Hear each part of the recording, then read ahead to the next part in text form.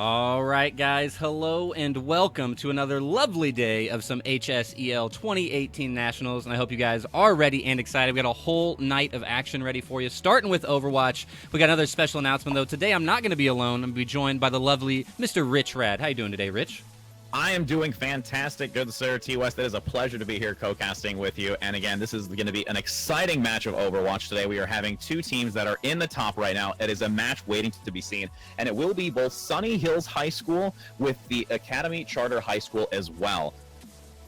Yeah, and it'd be both of these guys are both right now tied for first place in the group stages with 3-0 in their ratings. We do have some unfortunate information, though, due to a Blizzard account lockout. It does look like Sunny Hill is going to be playing with a man down, so a little unfortunate for Sunny Hill, but let's see if they can make anything happen. A 5v6 win would be absolutely astounding and something that I know I would remember way more than a 6v6 win, so it's going to be interesting, yes. With that one member down, they are going to have to play at their peak right now to make sure that they can accommodate this one less person in their team composition for Sunny Hills.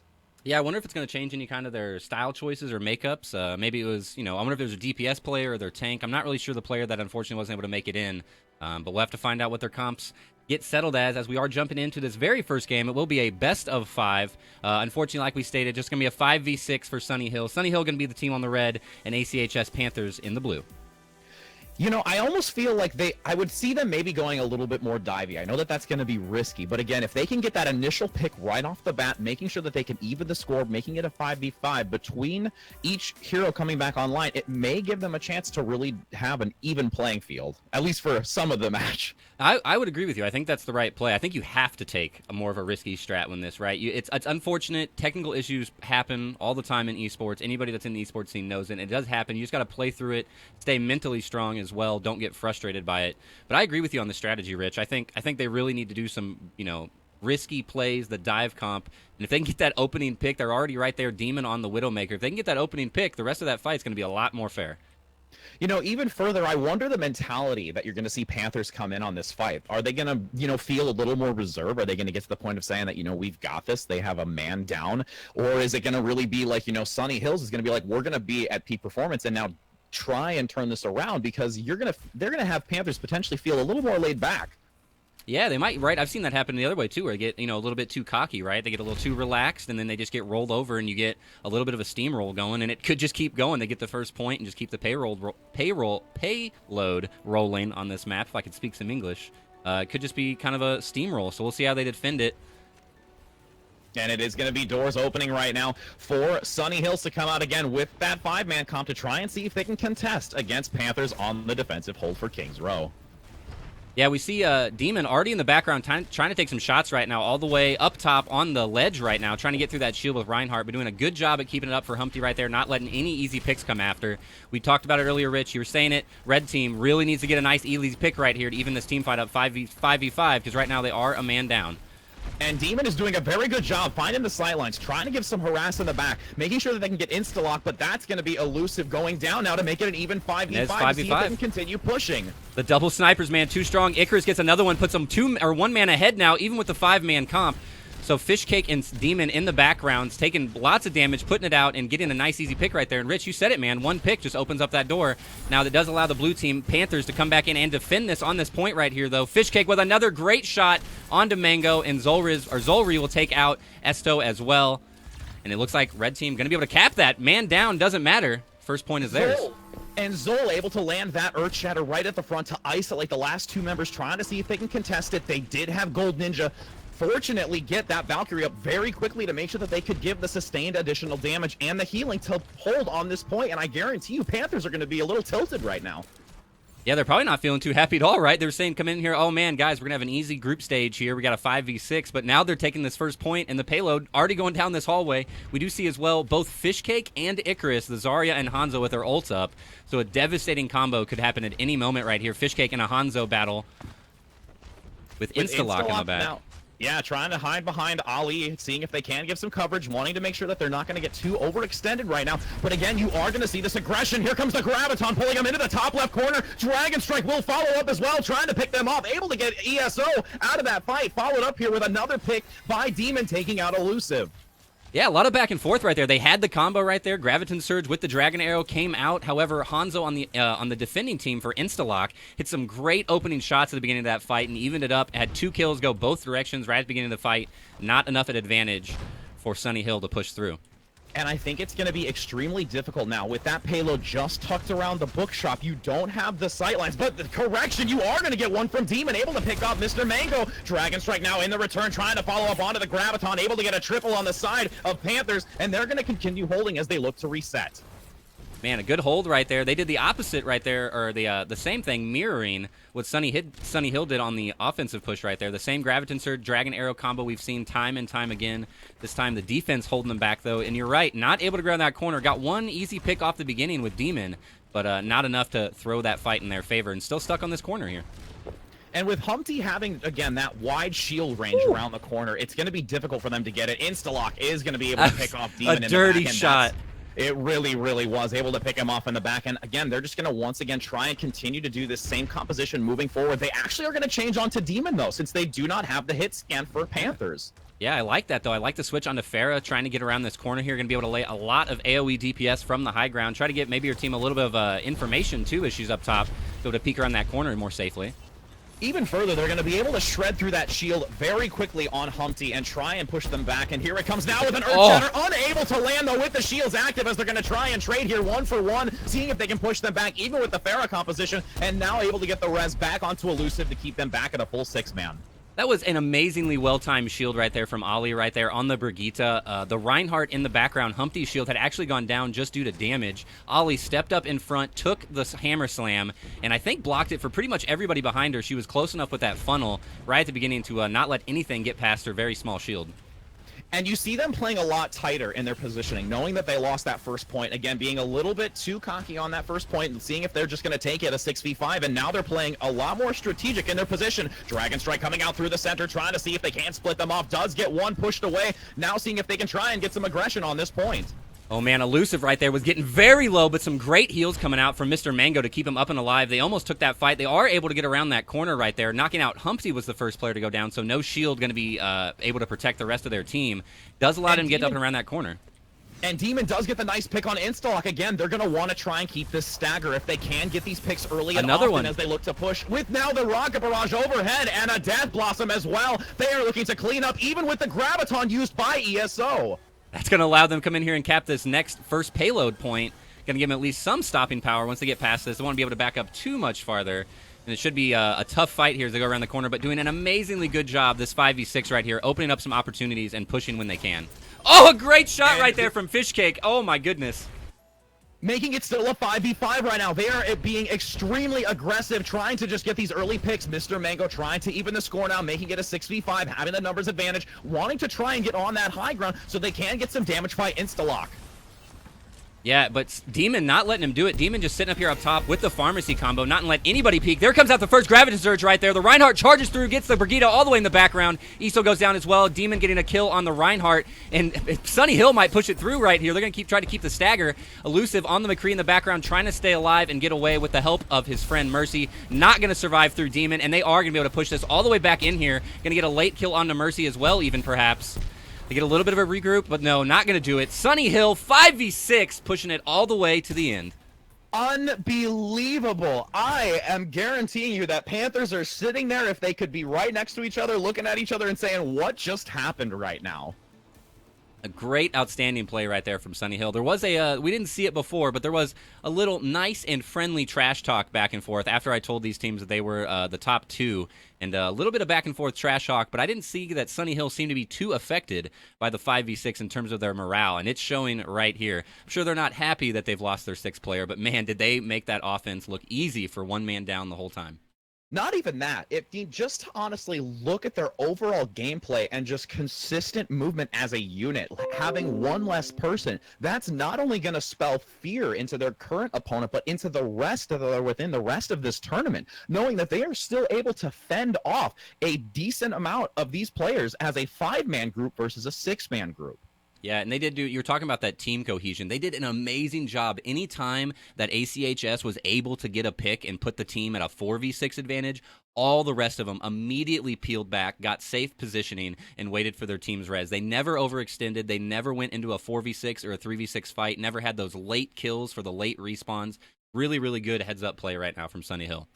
And again, wanting to see that composition change, having that switch on Tafara, I think was one of the most critical changes that they had in their composition, knowing that they weren't going to have the hit scan. They didn't seem like they were going to change. They wanted to try and push through that streets phase to make sure that they can get into that next checkpoint, and did a flawless job of it, bringing down the Reinhardt shield, not allowing the Brigitte to get a lockdown onto any targets, as the damage was just so heavy overhead, they could not regroup in a proper position. Yeah, and it was really good. They just did an awesome job, and I agree, that switch was fantastic. It also made it nice for me. I got to switch onto the Pharah POV, get some nice aerial shots going in. So shout-outs right there for Demon for the quick switch heads up. I don't know if somebody on his team told him to switch or if he decided to switch, but it was an amazing play right there.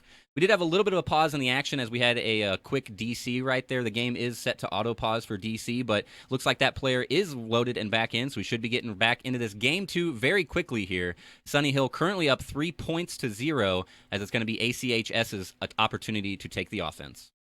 And again, I think this is going to be where I believe more of the gameplay is going to be crucial on the defensive side of it. Their aggression, again, you can really kind of fall back. You can regroup. You can take another attempt, find another avenue to really push against the defense. But on the defensive side, now that you have one member short, if you become snowballed by this offensive team, you know immediately from the get-go of that fight, you are down a man. You are going to have to be very wary of where you are and what you are doing and your target calling to try and get, again, that early pick here.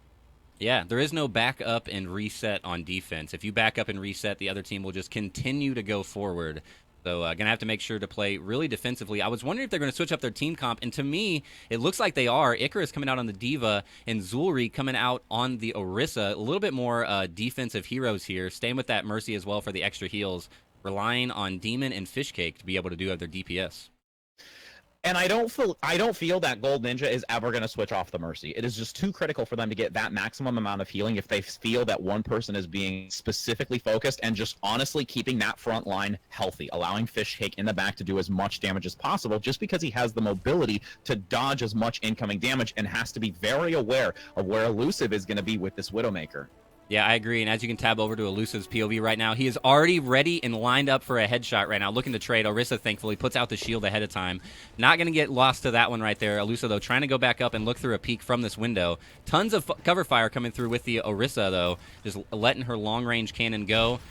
Now on the offensive, trying to take down the shield. Gets a couple headshots onto Orisa. That was the pick they wanted right there, but she gets the shield back up in enough time to stay alive, and the Mercy heals coming out very quickly. And they're already aggressively pushed up on this first point, as Sunny Hill trying to stay on the top hill side. And they're going to have to drop down now. It is going to be immediately forced. Ali getting a nice DMAC here onto Icarus, but getting at least the kill onto Instalock. Trying to follow up quickly here to see if they can have a solid defense. Even though they are the few men down, that is going to be a trickle effect, though, and most likely going to be Panthers able to clean it up here. Yep. And we did talk about, you were saying it, that defense, it's way harder on a 5v6 defense for sure. So a much quicker attack here, almost obviously expected from the 6-man offense to get through that first capture point, even though it didn't take Sunny Hill very many opportunities the first time either. So really going to see how fast they get through this middle section here around this next corner. And now they're going to change onto that Reinhardt Zarya composition. Very typical, being able to use the synergy between the two of them and have Demon going on to 76. Going to have that hit scan to come out, making sure that they can deal some damage. Fishcake getting a nice pick onto Elusive, and that's going to make it a 5v5, and they're going to look to push back to this archway. Instalock, though, getting a trade right there back onto Fishcake as well. Not going to let him get too much free damage. We see Iso going in with that Genji as well. If we get a kill onto the Reinhardt for Zul, and that is going to slow down the push right there. A res coming out, but onto Fishcake right there. And that is going to allow him to hold a little bit, so the offense is going to be slowed down here. I thought we were going to see the blue team on ACHS be able to push through right that, but some good reses and enough pressure to keep him off. And there is a lot of damage and healing coming out because the Valkyrie was forced. They were out able to stabilize, but now the Dragon Strike coming out into the back, able to get them, getting 2 with a Fire Strike, taking out Demon, and that is going to be devastating as they move towards this streets phase. Yeah, great ult use right there by the Genji on ESO. We see Humpty getting a very late kill on the Gold Ninja right there, Mango, or on Mercy as well, trying to get around that corner, and Humpty gets a late kill, so we're going to have to wait for Mercy res a little bit. Might give the opportunity to get all the way up to the second point before Sunny Hill can even get back and contest it. And I feel that the best opportunity for Sunny Hills to try and defend is going to be in this tail end of the payload push, just because they will have the respawn advantage, and seeing if they can continue holding. Dragon Strike does come out by Fishcakes, getting one, and now two, looking to try and push it. Ollie in the back using that Transcendence to try and keep them alive on the payload, not wanting to lose any more members to try and even the score, as both Icarus and Zol get very low, and Instalock getting a double kill. Wow, it was a really good defense right there from Sunny Hill. Ollie just a little unfortunately late with his Transcendence right there. Both of his teammates were going down very quickly. It was kind of just an open, almost a naked Dragon's Arrow that came through right there, but got 2 kills off of it. Ollie tried to recover from it with the Transcendence just a little bit late, but they did a good, held strong, and now they're able to push through into this next, what I would say, the hardest corner of the map. Demon now is going to switch onto that hit scan, trying to make sure that they can get those crucial picks. Wanting to be towards the end of this, also having the Riptire come out. Overhead does get the pick onto Demon, and that's going to shut down their DPS with only Fish Sticks remaining. They're going to have to be extremely careful now as they look to continue pushing. Icarus in the front. Another Dragon Blade coming out rapidly by ESO, getting a pick onto Fish Sticks and wanting to make sure that they can get that out. Fish Cakes going down with Icarus and Zol. That looks like it will be a solid push here for these last few meters. Yeah, and that should do it. Wrap it up pretty easily right there for HSEHS. There's the official cap, and they were about 2 minutes ahead on that offense. So a great 5v6 offense was coming out from Sunny Hill. Panthers, though, showing the strength of having, the extra man on the team, getting it done just a little bit quicker. And, I was hoping that it would give them a little bit more opportunity on Sunny Hills being towards that respawn advantage, but they were able to get so many back-to-back kills by Panthers onto them that they were not able to stabilize. You saw that early Riptire come out onto Demon, shutting him down, leaving Fishkick alone in the back and having to fend for himself. And once he dove in the back with that Genji Dragon Blade, it shut him down. It was disaster. They only had the 2 tanks with the healer, and they were instantly going to isolate Gold Ninja on that Mercy. Going to have 40 seconds now as the teams do prepare for this next engage. It will be Sunny Hills on the aggressive push with Panthers on the defense right now, and it looks like Instalock is going to go on the Junkrat, staying onto that, while Elusive does go onto the Reaper. Yeah, Reaper I think will be a really good pickup here, even for defense, though. It's going to be able to shred through Zol's Reinhardt shield. If they try to do any kind of Brigitte or Orisa, it'll eat through those shields as well. Just a really good hero to rip through those fatter heroes. And really, all they really need to do is get 1 pick per fight, and it's going to make it a 4v6 every time. So I like the switch up. I love it when teams use the full roster at their advantage right here. We also see ESO switching over to that Roadhog. One of my favorite things is to see all the players switch into different heroes mid-game. I love it.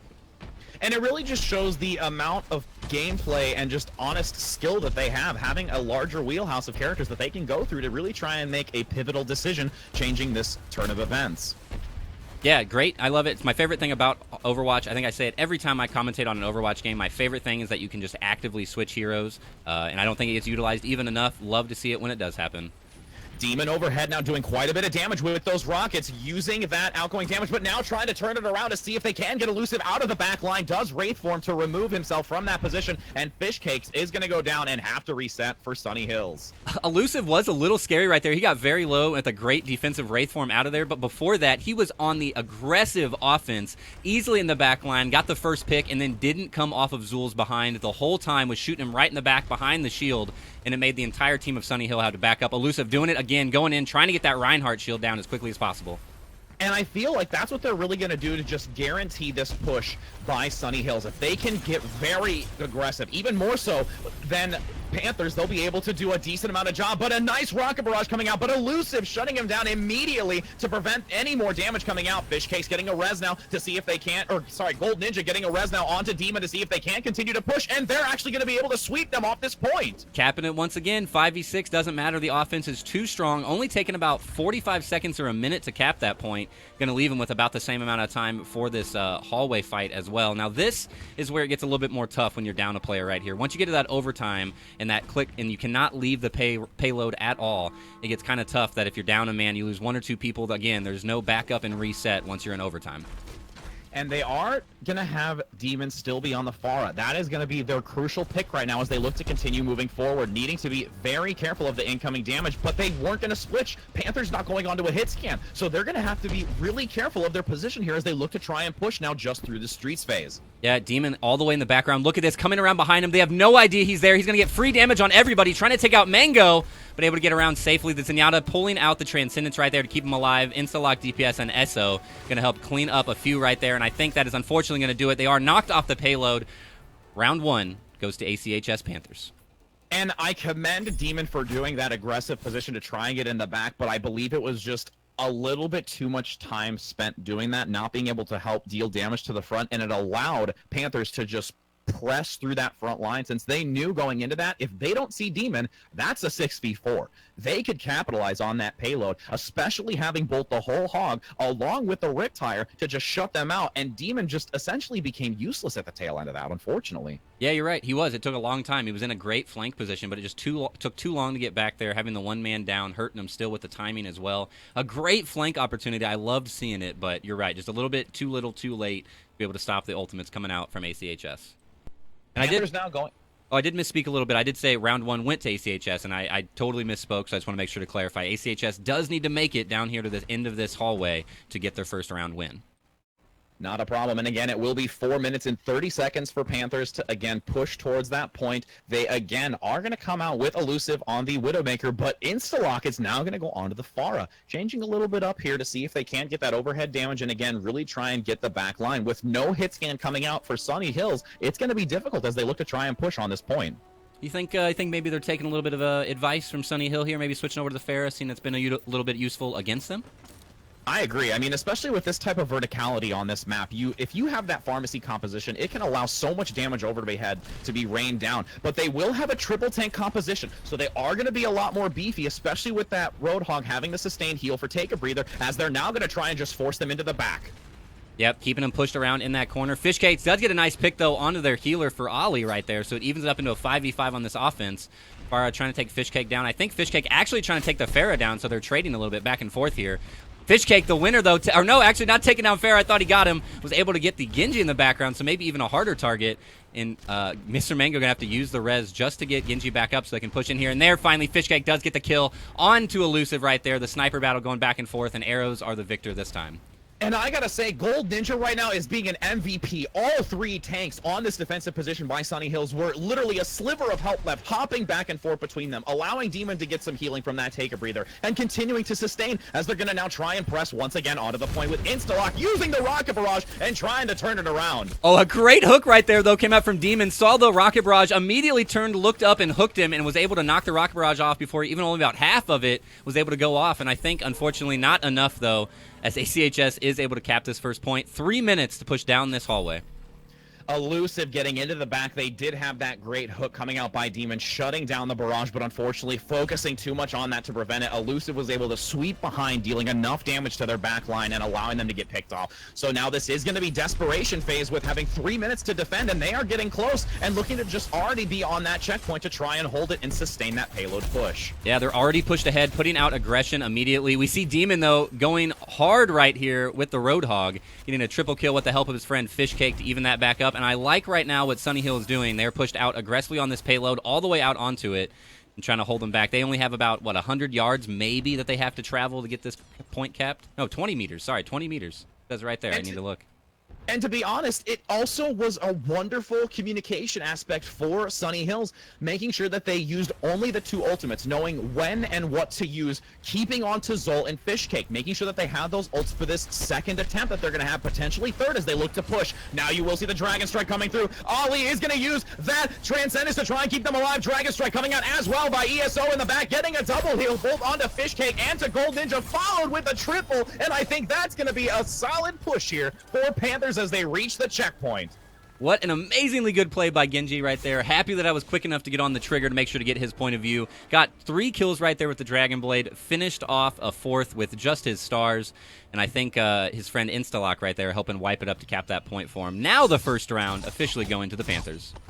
And I gotta say, if that Earthshatter would have landed onto ESO, who, as you saw in that play of the game, was just behind the hammer, if he would have been brought down, I think that would have spelled disaster for that engage. But because of his position and quick dash, outside of that usage, it allowed him to have free reign in the back line and deal so much damage with that Dragon Strike. Or Dragon Blade. Very awesome first game right here. Love to see that Sunny Hill not just giving in or rolling over anything, putting up a fight right here with the 5-man. Would love to see the 5-man take a game or two here and maybe even take the match. Love to see me an underdog victory. But we're going to take a short, quick break right here just for a minute while we get loaded into this next game. And we'll be right back. Game 2 of the HSEL 2018 Nationals Overwatch.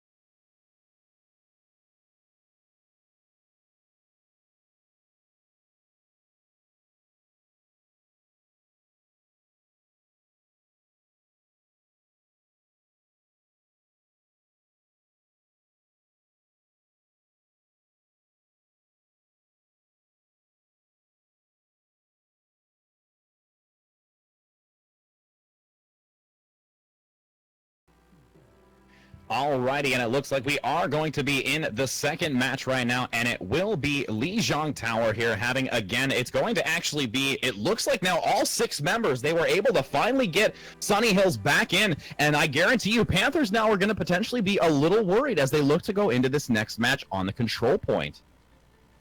Yeah, very happy that Sunny Hill was able to get their 6th player in here, but you're right, man. They put up a good enough defense with 5 men. Having that one extra player, having that one extra character, a little bit more versatility. Gonna see what it does for him.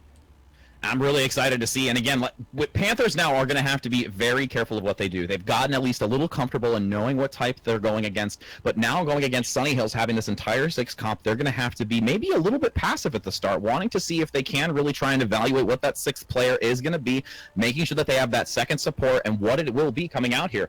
And now you do see a lot of Lucio, to be honest, but both teams are not going to choose to do that for this control point. Yeah, it's been interesting. I think Lucio has been one of my favorite support heroes for a long time. I really like him. I think he's strong, and I've seen him in the meta for a long time. But recently, at least in the meta of professional scenes and in HSEL specifically, I really haven't seen him too much. So kind of interesting. I would like to point out, though, that right now, Instalock DPS right now has switched up to a very fun hero, and he is able to get a kill right there onto the Zenyatta for Zolri. So coming out strong here right here with the Doomfist. See what else he can do with it. And it is going to be the 6v5. Now it will be a 6v4 as they look to try and push Sunny Hills back, and they're most likely just going to want to fall back and try and wait for the reset after the damage is already done. Yeah, Instalock getting another kill on Zenyatta. That's like his target right now, just going after Zool every time. See if he can hold him off the point. I did see, if we notice, a little bit of comp switch-ups from the team now, too, as well, since Sunny Hill got their 6th player. See how well that helps them push into this next point right now, as ACHS just trying to hold it inside of the point. Didn't decide to come out and aggressively defend. He's going to sit back and defend from inside. It will be Fishcakes able to get a quick pick onto Ollie, but gonna force that res to come out, and now they get another pick here by Zol onto Instalock, so they are gonna have a 6v5 advantage in favor of Sunny Hills as they try and push on this point, seeing if they can force them back, doing a lot of damage by ESO in the back on the Zarya, now getting the kill onto Elusive, continuing to push them back with a charge onto Humpty, and now gonna get another res on Demon to secure this turnaround with only 1 member left to try and buy some time. Yeah, Ollie doing the best he could to delay right there, but a great push in from Sunny Hill. Looked amazing. Opened up with some great damage coming out from Demon. We saw Demon actually get taken out quickly by Ollie, so Ollie on that Zenyatta was really trying to take out Demon on the Pharah. He did get the kill, but just not enough. Sunny Hill able to push in the rest of the way and easily take that point for their percentage chance. Now it's 43-15. Gonna have to hold it for quite a while here. Now they do have 4 ultimates available on Sunny Hill. They were able to generate quite a bit here as we look to try and continue pushing with Panthers looking to potentially get a nice engage. They do have at least 1 support ultimate, but the Graviton is going to come out with the Dragon Strike to see if they can shut them down. And Demon doing some great patience right here, does not get antsy and use the Rocket Barrage, so they will have the Rocket Barrage ready as well. He had a great angle after that Graviton Surge. There was no Reinhardt shield in his way at all, but knew he had plenty of damage from the Dragon Arrow as well as his own rockets, and is able to very safely hold on to that. 44% and climbing for Sunny Hills Overwatch, and gonna try and contest against Panthers as they look to push, and they don't have any ultimates on Panthers. The ult economy is in favor of Hills, with now Demon getting at least a double kill here on that and gonna push them back. Great positioning right there. Waited for him to get choked by the door. Just used the geography to his advantage right there. Used the 1 ult, but man, you weren't kidding as soon as you said that, Rich. There was 4 ultimates up on Sunny Hill's side, 0 right now for the side of HSEL. 66% again and climbing. It will be 3 ultimates available still as they continue to hold against Panthers. Trying to see if they can make way through this doorway. Going to be an early pick by Fishcake, and with an Earth Shatter coming out in the back, able to get 2 as they try to turn it around, and that's going to be Sunny Hills once again dominating on this defense. Panthers going to have one more opportunity if they res here quickly. Sunny Hill looking for a late person pick. They get it right there on Ollie, so that little delay right there might slow them down enough, keeping them pushed back into the launch right here, or into the vehicle here from their spawn point. Ollie's still not respawned up. They have to get in there quickly. I don't even think they're going to have enough time. Only 5% left. I think that is going to do it for Sunny Hill right here. As we cap out, nobody from Panthers able to get in there, and congratulations right there. Panthers taking that one, showing their strength with a 6-man team. It is going to be interesting now. Again, Panthers now going against a full 6-man team comp from Sunny Hills, and that's going to be really devastating for them to go into this knowing that they had such a solid defense and almost could have chosen to push them to their spawn, that they're going to need to be very aware of this. Yeah, I think on that one we saw once Panthers had taken the point, they kind of sat in the point, right? They fought from the point. They did a good job at holding it. They got almost to 50%, but once Sunny Hill started getting those couple of picks, they kind of fell apart, were just a little bit too separated, couldn't help each other out, and Sunny Hill was able to take it. And then we saw Sunny Hill take the offense very aggressively, using those geography and the choke points that are already designed on the map, and just keeping Panthers pushed back where they couldn't get in there again.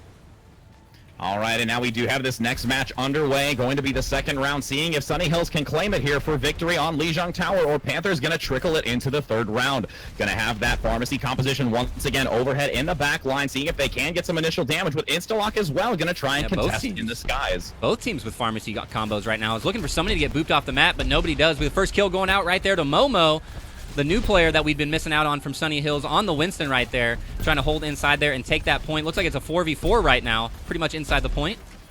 Sexual Demon able to get a nice shot onto Reinhardt behind the shield right there. And I think that is going to give Sunny Hill a quick advantage right here in this team fight. See if they are able to finish out capping the point, and they are. The percentage will finally start ticking up in Sunny Hill's favor as they do get the final players wiped out from the Panthers.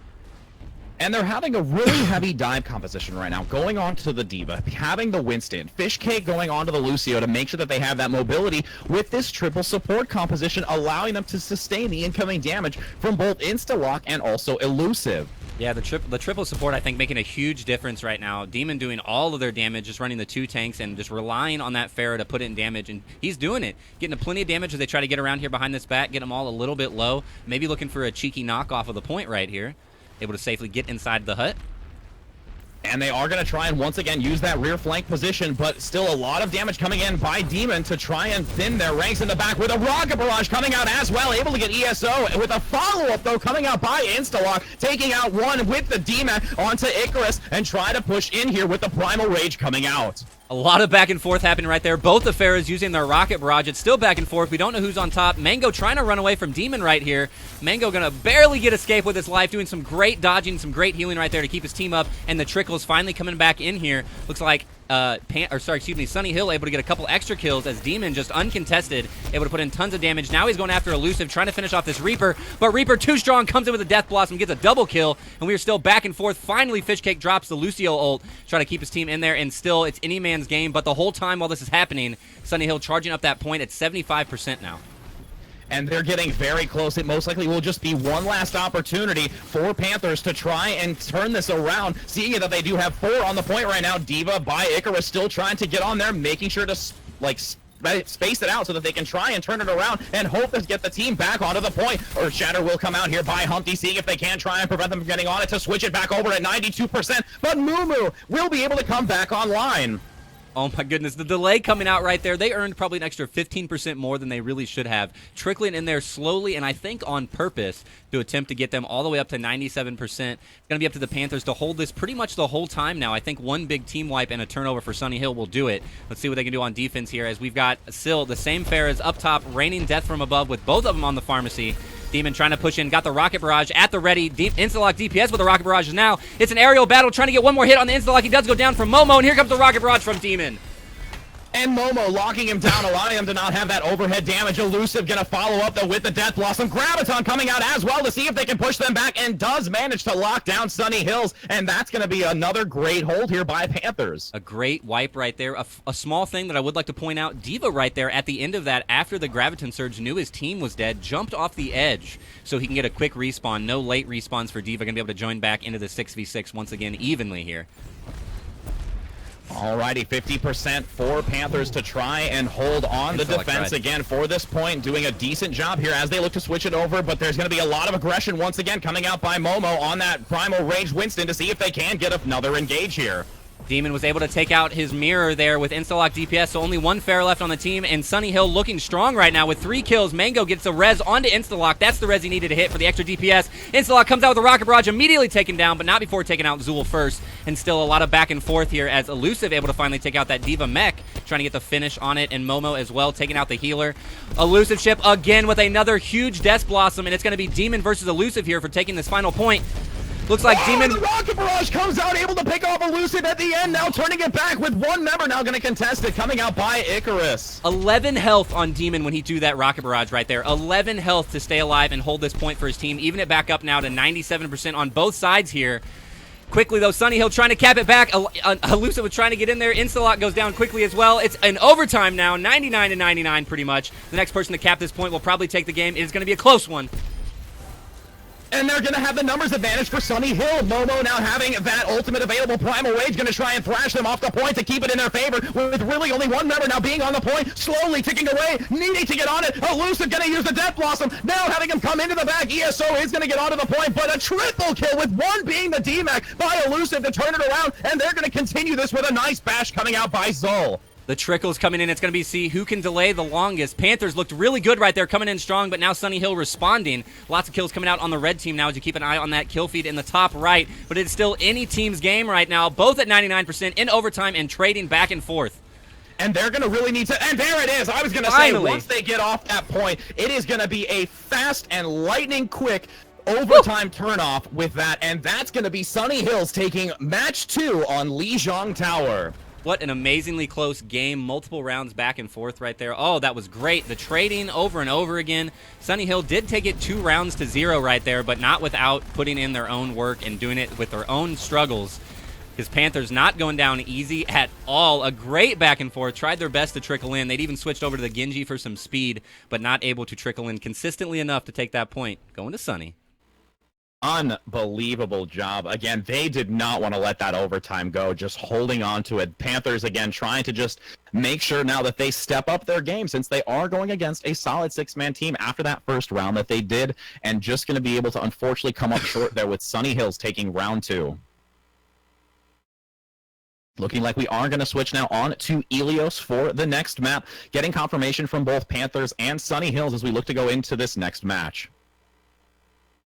Yeah, they tied it back up, too. Now it's going to be a 1-1. This is a best-of-5, so we basically have just reset now into a best-of-3 at this point now. Sunny Hill with their 6-man. Wants to make sure they get a fair fight here now. Going to make it a best-of-3, 6v6. No more measuring of ourselves with trying to see who has the bigger EP here, as it is now an even battle all the way, and no more back-talking to each other team by team in the chat needs to happen. Not to mention, too, with this map, you're going to see a lot of Widow play. You see Demon coming out on the Widowmaker because of these critical sightlines that you gain, and I'm curious if Panthers are going to try and come out with one themselves, or they're going to stick to their traditional composition, which we've seen be a lot of the Reaper, Pharah, and now they're going to actually have Instalock go onto the Genji, and see if they're going to maybe try and change it up a little bit to have that hit scan. He was on the Genji at the very end of the last match that we saw. I thought it might have just been a switch up for speed and efficiency's sake since they were trying to run into the overtime, but maybe it's just something they really enjoy. They love having these control points with Genji. He does get in there and do a lot of damage, causes a lot of havoc, and can usually get out pretty safely as well. So looks like he is maybe switching off of the Genji onto the Hanzo here. We'll see if he switches back and forth. And you're right, Demon on that Widowmaker now. Going to try to do it with a sniper rifle instead of the arrows. We'll see if the two snipers fight each other back and forth here. And they are going to have a change-up here. I believe Ali is now going to go on the Brigitte, so they will have a different change-up in supports. It will be interesting to see how they look to push forward now with that very heavy engage and a secondary shield as they look to get onto the point. Now having Panthers get onto the point first, seeing if they can capitalize on this position, and they're just really going to try and force them back up these ramps. Yeah, Demon able to get up there top and gets a nice shot right there onto Elusive. Wasn't even on the ground quite yet. Was in the midair. Hits a nice shot. Fishcake going in there with the sword slash as well to make sure and clear everybody off this point. They're looking for a late kill onto Mango, and they get it. See if they decide to push out a little bit more aggressively here. Looks like they are going to push out a great shot right there. Oh, my goodness. From Demon comes out, hits a headshot mid-flight. A very late kill onto Zarya, and it's going to put Panthers way back in the back here trying to get out of this spawn point. Fishcake going into the deep portion of this map, able to take out ESO on that Zarya, locking them down, having another further stagger with Fishcake getting a kill onto Instalock, and Panthers are now really going to have to be careful because the aggression is coming out so much by Sunny Hills. Yeah, they're pushed so far forward, got them pushed all the way back to this little house back. I don't know what this is. I can't think of the Greek name for this, but got them pushed back all the way back here, not anywhere close to the point, and they're just not able to get through this choke point at all right now. As Sunny Hill doing a great job. And now they're going to have the Dragon Strike come out between the columns in the back section by the health pack, seeing if they can get more with it. A nice pick-off by the Reinhardt for Momo, with Dragon Blade now almost pushing them back to their spawn, and they are just going to solidly hold once again, with ESO waiting for that regroup. Yeah, Panthers did a good job right there of targeting the Genji once they heard the Dragon Blade came out. Fishcake was not alive very long after he popped the Dragon Blade, but was able to do enough damage and get a kill right there to make sure to disrupt him enough that the offense has to reset once again for another fight. And you are going to have to see a lot of aggression coming out, but again, really not having any switches. You will see Instalock go onto the Junkrat to try and get some upfront damage since they are in a tight choke point, but I don't know if it's going to be enough if they can maintain Demon in the back with another pick onto Elusive. Elusive had done a great job. He came in flanked all the way around, was trying to get back to the support line on Sunny Hill, but Demon just flipped around, got a nice little flick headshot, and took him out and didn't have to worry about it anymore. So great trades right there, back and forth, but HSEHS easily able to run over the last couple supports and their Widowmaker, finally able to cap this point. Lost 85% to Sunny Hill, but now it's their opportunity to hold it. And they do have quite a bit of time to really contest against this. Sunny Hill having 3 ultimates in the economy versus 2 that Panthers have, soon to have 4 by Humpty, and they may want to try and just be, again, very cautious here. Demon wanting to get an initial pick on the high ground, seeing if they can get it to try and have a solid, aggressive push, with the rally now coming out by Ali. And you said it, and you are right, man. The ult economy right now on Sunny Hill's side is massive. The Graviton Surge, the Reinhardt shield goes out, trying to get some finish onto Humpty right there. They get it, so there goes their frontline tank all the way down. Instalock was able to trade a little bit onto Zenyatta right there, but Demon in the background trying to get some revenge. Does finally, with the help of Momo. A Graviton Surge comes out from Panthers right there, grabs all of Sunny Hill, but there's just not very much follow-up. Momo was able to keep his shield up for most of that. Icarus and Demon able to get a nice couple of kills right there. It's going to be tough for them to trickle in and defend this. And that was unfortunate for Fishcakes using that Dragon Strike, but immediately pulled in by the Graviton, locking him down with nobody able to follow up on. And now that the ult has been used and switched back over, you are going to see a switch come out onto the far upper Fishcake. Look at the aggressive side immediately as soon as they tuck the point. We saw HSEHS take the point, but they delayed just a little bit. A great Graviton Surge, though, does come out, gets a nice couple of kills right there. Sunny Hill going to make sure they can confirm, hold this point right here as they trying to delay as Ali in there delaying on the Lucio as much as possible, but I think he's finally going to get taken out, and that should do it. First round should be going to Sunny Hill right here. There's the rocket to finally shut them down. It will be Momo able to get an Earth Shatter to lock those few last-minute members trying to keep it alive, but isn't going to happen. Round 1, as you said, going to Sunny Hills. I think we're going to have some interesting back and forth here, but I think it shows Sunny Hill their timing is just so on point. They're just all over it. We saw Sunny Hills when they took that final point, and even the first time, immediately, as soon as they hit and took that point, all 5 or 6 of them pushed up ahead, got in the positions, and started defending aggressively onto their defensive team. Now, when Panthers took it, we saw Panthers take that point back, but they waited a little bit. They waited maybe 5 or 6 seconds for their team to regroup, but that also allowed Sunny Hill to regroup, and then they lost the 6v6 in that middle fight right there. Not as quick on the aggression and trying to put them back to each other's spawn points as Sunny Hill was. And we will see Fishcake coming out on the Lucio. Gonna see if they can get some environmental kills with those Boop, along with Humpty on the Winston, seeing if they can also potentially do that on this capture point by the Lighthouse. That can be extremely critical if they get a couple early picks by that method so that they can try and claim it first. Absolutely, and we see the Pharah not coming out, but it wouldn't surprise me to see a Pharah switch here, even though it's not as well inside the point. On the outside of the point, it's great, and for the Boops, it's also great. We see Demon getting the first kill right here, quickly followed by Fishcake on that Lucio, but not getting the Boop, just getting him with the left click there. A little bit of help. Sunny Hill able to easily take over the rest of this fight right here, and they're going to get the first cap once again after they get those first just couple easy picks right there onto the Panthers.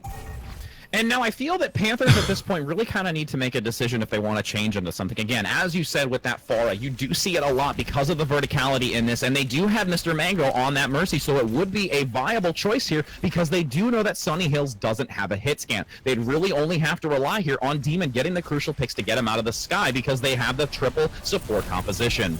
We see the Dragon Blade come out, just a naked Dragon Blade, but easily funnels him down this hallway. Momo with the slam as well, hits a couple in the background. It does look like Sunny Hill's going to be able to take this fight once again, as we see Icarus able to snipe Mercy out of the sky right there. Some couple ult use right there, Reinhardt slam and the Dragon Arrow, but you can already see, even after using the Arrow, Demon already back up to 33% ult again, so one more fight and he will have one more ultimate. Once again, he is amazingly good at getting that ult charge up. And we do see here DPS switching over to that Pharah, as we were kind of talking about, getting a little bit more verticality.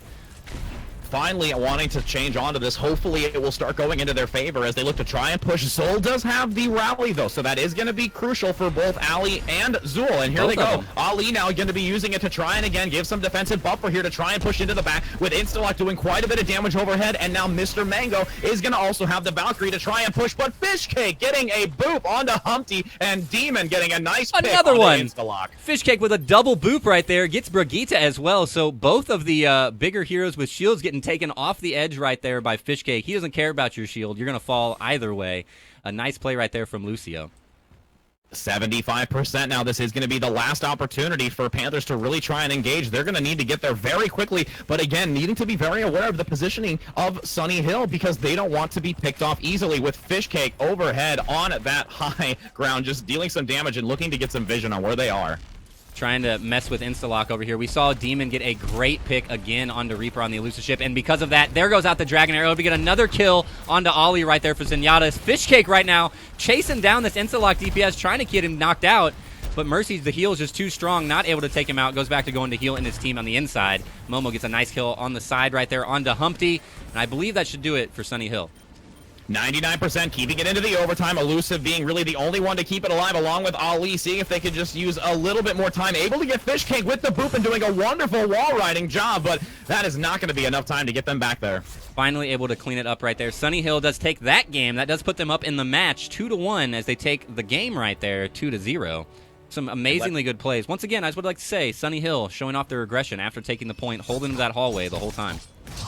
Fishcake now getting the play of the game. Let's see which one it was. It is going to be the Dragon Blade towards the tail end of this between the columns on that first match. Able to get a nice pick off onto Instalock and shutting them down. A second kill here onto Mr. Manga, or Gold Ninja, correction. And that again is just going to be a solid hold there by Sunny Hills. It will be interesting going into this fourth map to see, you know, we did have two back-to-back capture points. Now we're going to go into Nepal, having another one. So it will be interesting to see what Panthers are going to choose here, especially on this type of map where there still is a lot of environmental opportunity to gain kills here. I really love Nepal. I think Nepal is probably my personal favorite control point. I love it. I just like the style of it. I like the map design. And you're right, when you're talking about having the environmental kills, I love the middle Nepal map. Not this one, the other one, where we have the big pit surrounding the outside. Oh, definitely. I love the Orisa pulls. I love the Roadhog hooks. I love that map. That's my favorite one, I think. But in general, Nepal is just a beautiful map and one of my personal favorites on control point. I know I have had many a times as an Orisa player that I have gotten a quad kill from that pit in the center, and it is the most glorious feeling in the world, so I cannot wait to see. That is one of my favorite maps as well, that one specifically, just because of all the mayhem that it can cause between these teams. Yep. I would love to see, might be getting a little bit caster trolled here with the immediate up picks, but Sunny Hill right now, they got a Tracer, they've got an Ana, And they had a May. There we go. Okay, I think they're messing with us, Rich. I think they're just. I believe so. Trust me. If they were to go onto the Symmetra and Torbjorn, that's the typical trolling. So these were like the we could be not messing with you. We could be messing with you. We're just gonna play it around. Well, you know, Demon was their DPS player, and I would not surprise me to see him on Tracer. And Zool still feeling confident on the Ana. So really, the only one that was throwing me off was the May, and not staying with the May, switching off to that Genji. Unfortunately, love to see some nice Ice Queen.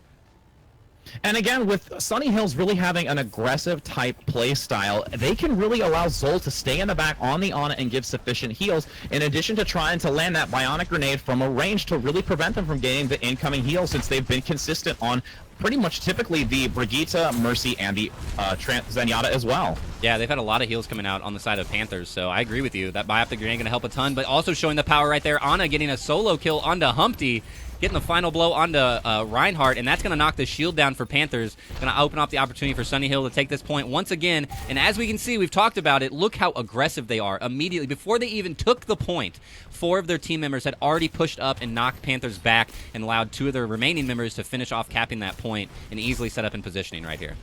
And they're doing it very well. A lot of the time, you find a high risk, high reward when you do actions like that, because if you go too far in the aggression, you might get yourself picked off. And now I think that's actually happening. Now you see Elusive able to get one onto the back line and continue to try and push, but still, it will be Demon and Fishcake coming back with Momo to push them away. Yeah, once again, they know what they're doing. You can tell they're well practiced, they're well communicated, they know what's happening. Right there, you saw the Reinhardt slam come out from Momo, opened up the opportunity to get some kills. Demon did push in, did a ton of damage, and finally got taken out, but it was plenty enough to keep the Panthers pushed back off this point while we wait for Sunny Hill to regroup a little bit here.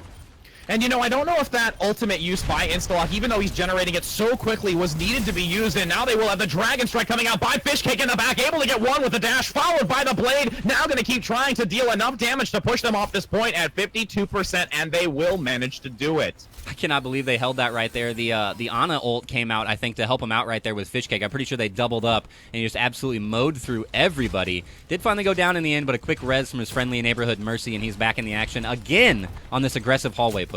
Ooh! That nano boost can be so critical. If you can land that with the Ana, it is unbelievable. And I have a funny feeling that they were really starting to do it for that purpose. Fishcake being very aggressive, getting into the back line and exploiting Panthers. They were able to now combine that usage since Rich, look at this.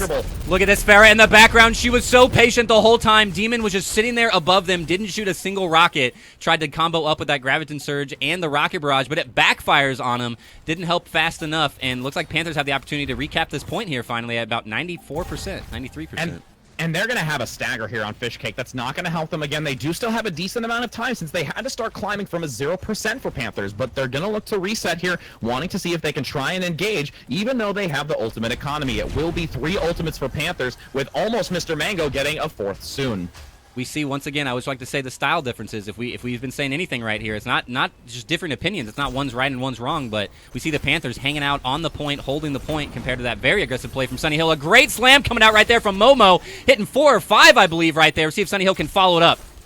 And now they're going to get the res in the back. Mr. Mango able to bring up Instalock once again to try and give some reinforcements here on the point. Dragon Strike coming out as well in the back. Able to get 1. Now looking to get 2. Taken down by Mr. Mango, but they're still going to manage to turn it at 95% with nobody home for Panthers. That Fishcake ultimate opened up the opportunity they needed to take that point for the final secure right there. Sunny Hill ending it out at 100% right there, getting the first capture point.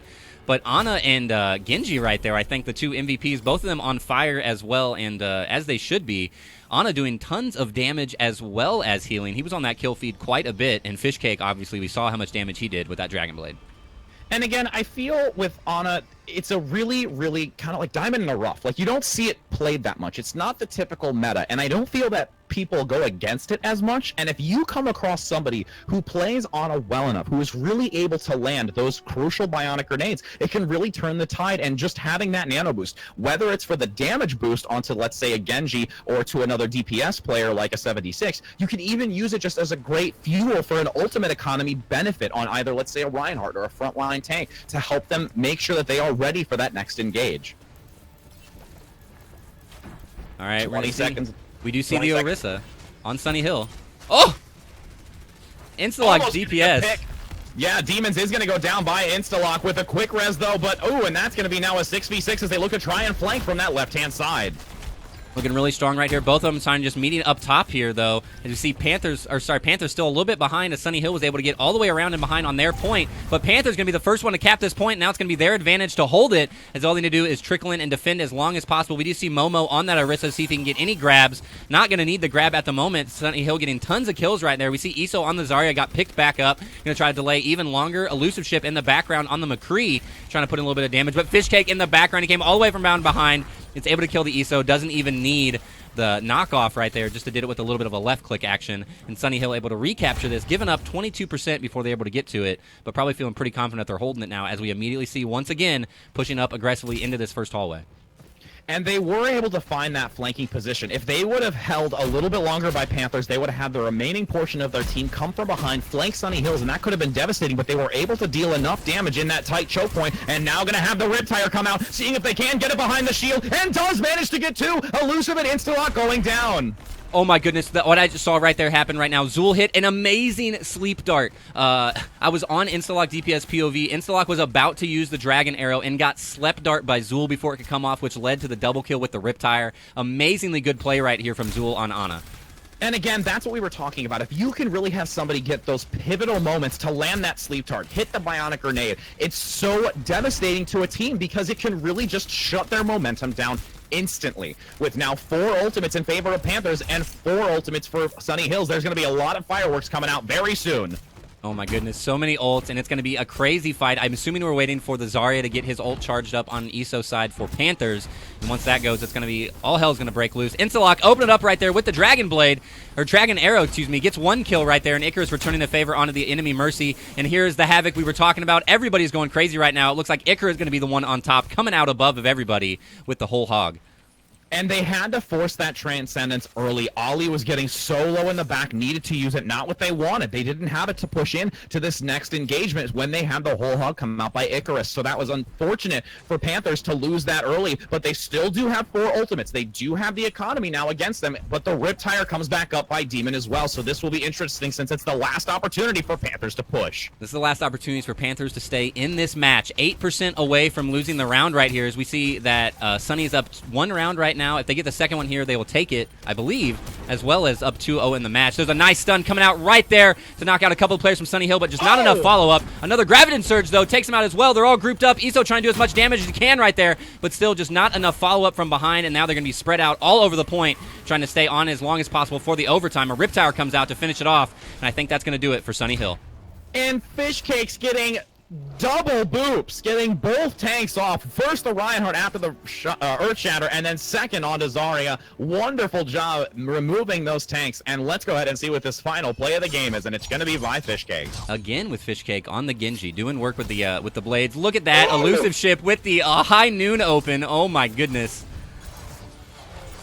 Unbelievable getting that pick on the side just before it was used. If he was a second or two late, that would have been an instant death for Fishcake, but not able to do it. Again, wonderful job by Sunny Hill here, claiming victory on Nepal, and that again, after having that first loss deficit with a 6v5, will now come back as a full 6 team and claim victory over Panthers. I do believe, I'm making sure 100% that I'm not wrong. I'm pretty confident that was the end of the round, I believe, end of the match for the day.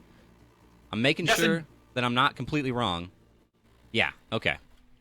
I was confirmed. I was making sure. I was pretty confident. I was about 95% confident. You know how I mean, Rich? Yeah, no, not a problem. I mean, when we do consistent control points like that back-to-back, especially being the same, type of style of game, you always want to make sure in those kind of things. And again, with Sunny Hill coming out and claiming those 3 victories after getting their 6th player, that is going to be so dominant. And I guarantee you, not only Panthers, but other teams as well moving forward are going to have to be very aware of how well they were as a 5 group and even further as a 6. Yep, really impressive play. I'm glad they stayed in it mentally. I'm glad they got their 6th player back. I know that doesn't feel good, and to be able to play a man down like that, so I'm glad they were all get it back. And once again, congrats to Sunny Hill. That is going to wrap it up for Overwatch. Rich Rad, I would like to say once again, man, thank you very much for joining me. I know you're going to be back more this week for helping more with some of the HSEL, so thank you very much, man. You were fantastic. If you got any shout-outs or anything, man, feel free. Not a problem. Again, it has been a pleasure being a part of this. The High School Esports League is a wonderful organization that has been kind enough to bring me in, and it is fantastic casting with you, T West. I have greatly appreciated the opportunity. I know I will be continuing to cast tomorrow and Friday as well for the remaining portion of the week. And again, it has been fantastic. My name is Rich Rad as the caster. It has been fantastic, and I hope you all have a wonderful rest of your evening. Find out more information in the lower section about the HSEL organization. And as we move out of the group phase, we will now start going into the late seeding. Take care, everybody, and have a wonderful rest of your day. Absolutely. And we'll be back in just a little bit, guys. Don't go anywhere. Rocket League on the way, followed by Hearthstone. Keep it right here on Varsity Network.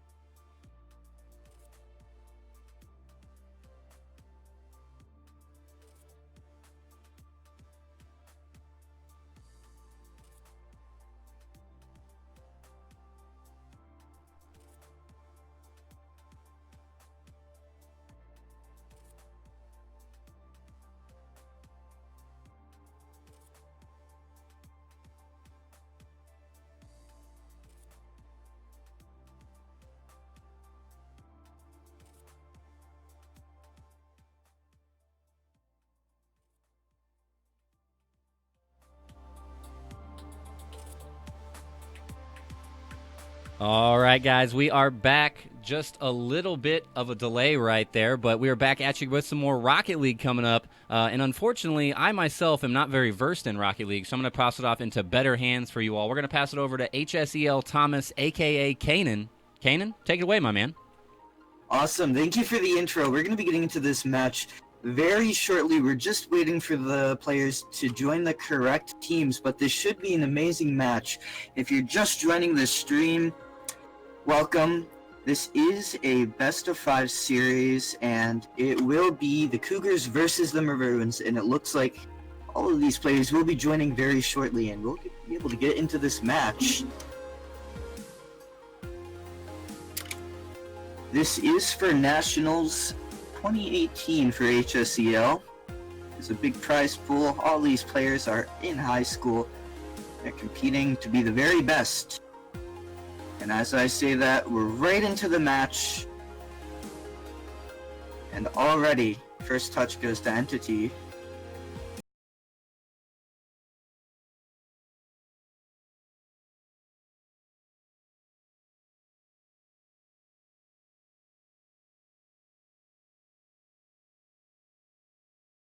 Brendan is also being defensive, and they're just passing it around so far. No default setups coming out yet. It's a 3-3. And ooh, as I say that, now that's unfortunate. Yam trying to do an aerial hit. Unable to. Exquisition gets a bounce and could have been avoided, but Yam did not expect him to actually bounce it off the ground. He expected to go for an aerial corner hit, but fortunately it doesn't work out, and Cougars already up 1-0.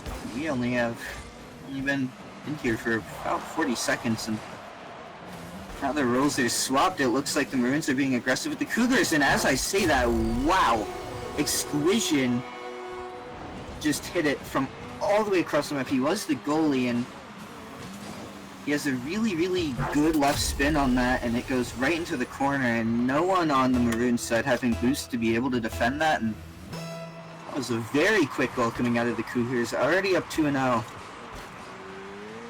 Ball is going to be bouncing off the top, and the aggression coming out from both teams is very nice to see.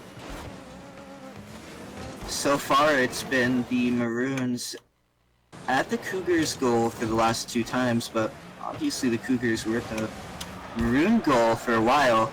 Squishin bouncing it off the ceiling, trying to pass it to his teammate, unable to.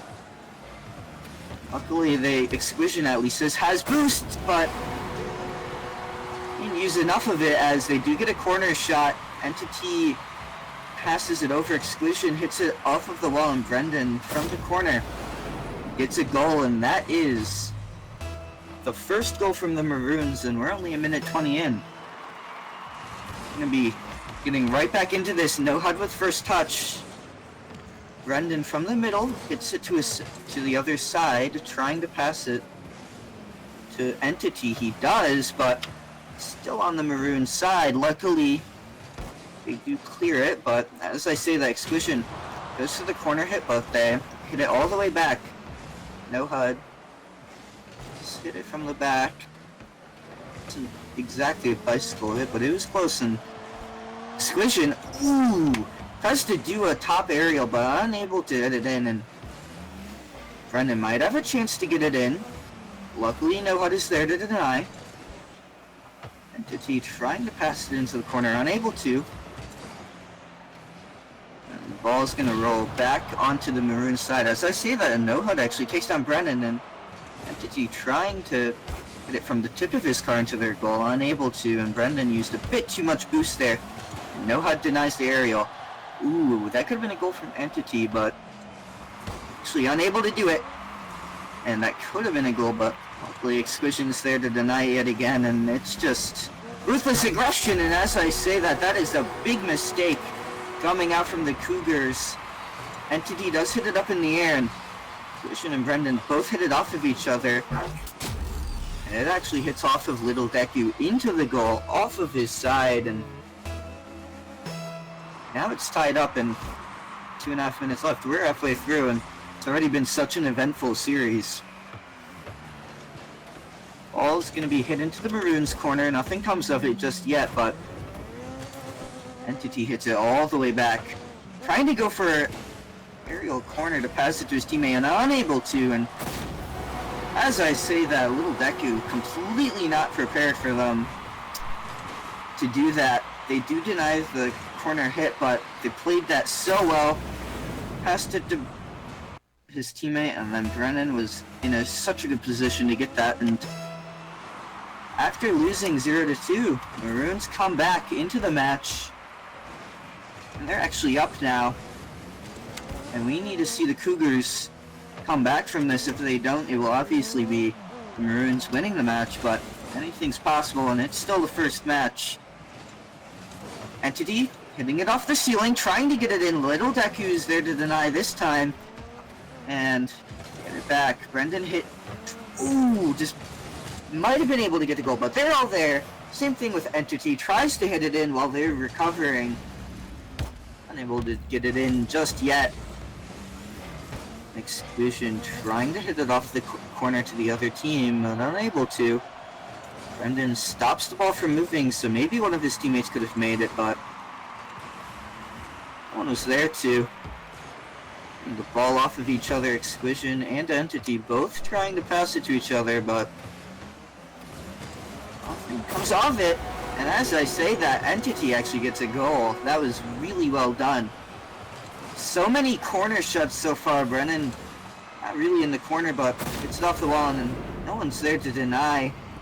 Some of them being quite a bit away. I don't know if that's because they didn't have boost or they just didn't have good positions, but it's 4-2, and strong start, but it may not be strong finish for the Cougars. And there's 1 minute remaining. No HUD. Hits it off. He's just trying to get it in, but Yam with a good hit. It's not going to get in, but Exquisition and Brendan cannot stop him from getting in, and down to 52, and it's 2-5. This is looking like a very, very strong game coming up from the Maroons after such a bit, not a bad half, but not a bad start, but in general, they just weren't doing so hot in the beginning, and now they are. They can easily bring this back. Little Deku hits it over. And there we go. Cougars do hit it on their side, but Brendan is easily there to deny. Has enough boost, saved it up. Nice the setup for the aerial. They actually miss one as well. They do have boost to get over there, but Entity actually fakes it. He fakes it. They expected him to hit it towards the goal, but he actually slowed the ball down.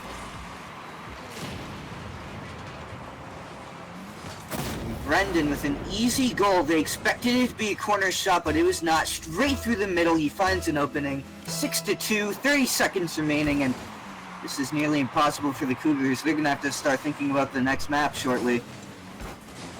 Which it does get a good aerial, but he is there. They're just trying to get a top down, and they actually do. Exquisition was there to trade it, and they were just bouncing it so much there, trying to get Exquisition in a good spot to get it in, and unfortunately, and Entity were not able to deny, and it's 3-6. Still looking like it's going to be a long way up, and they don't have a long time to do it. As I say that, just barely denies the 3-7, and the game is all but over. And it's going to be all but over for the Maroons. As the ball hits the floor, it's 6-3. And game one goes to them. Brendan, Entity, and Yam having a good game. All of them participating. And we'll be getting into the next match very shortly. Brendan playing out of his skin. 4 goals, 2 assists, 1 save, and 7 shots. That is actually all of the shots for the other team combined. And that's going to be the first map going to the Maroons, and we'll be getting into the second. Good Exquisition. He's actually the only person who is able to get goals on the Cougars side. Everyone else mostly just assisting him or saving the ball. Actually, he had the most saves as well, so oh, hard Little Deku not fully stepping up for their team just yet, but might be able to later, and we're going to have to wait the full 60. You get to see these great replays coming out from the teams, and The aggression coming out from the Maroon side is crazy. They actually had, 14 shots compared to the 7 on the Cougars side, so that's actually 2 times as many shots. And that is crazy to think about. Times the,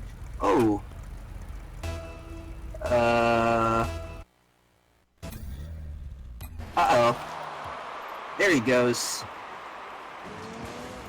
Cuz accidentally did join a team, but he left early enough, and we'll be getting into the second game right now. Maroons with their aggression yet again. They try to hit it off the wall so they can get a setup, and oh yeah, they can. Doesn't work out for them, but they luckily make it work, and that's a good goal. Passing it off and bounce it right in the middle, and that's going to be an easy goal for Brendan. Entity obviously with the assist. It's already 1-0, and we're 17 seconds in. Deku with first touch, but doesn't matter. Ball's in no man's land, and it was a really good side hit from Squishin, but will it be enough? Yum's there.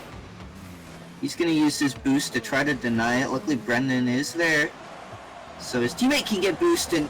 Ooh, tries to hit it from the corner and unable to hit it in fully, and Entity hitting it off the ceiling, trying to actually hit it back, but bounce them towards their goal. Fortunately, it's not enough. Deku goes for a spinning shot, and they deny the goal just now, but that is such a good shot. Entity could have gotten that in, but NoHud is really good denial there, and he's going all the way, but it isn't enough. And we're a minute in, and Maroons are up 1-0 in both the game and the series. It was the best of 5. They need 5 to win, and as I say that, Yam takes out NoHud, and and that is disappointing. That could have been a 2-0 for Maroons, but they just barely don't get it in, and NoHud might have had a chance, but it was all too easy for the Maroons to defend. Will this one? Yes, it will be. That wouldn't even have gotten in if Brendan didn't defend it.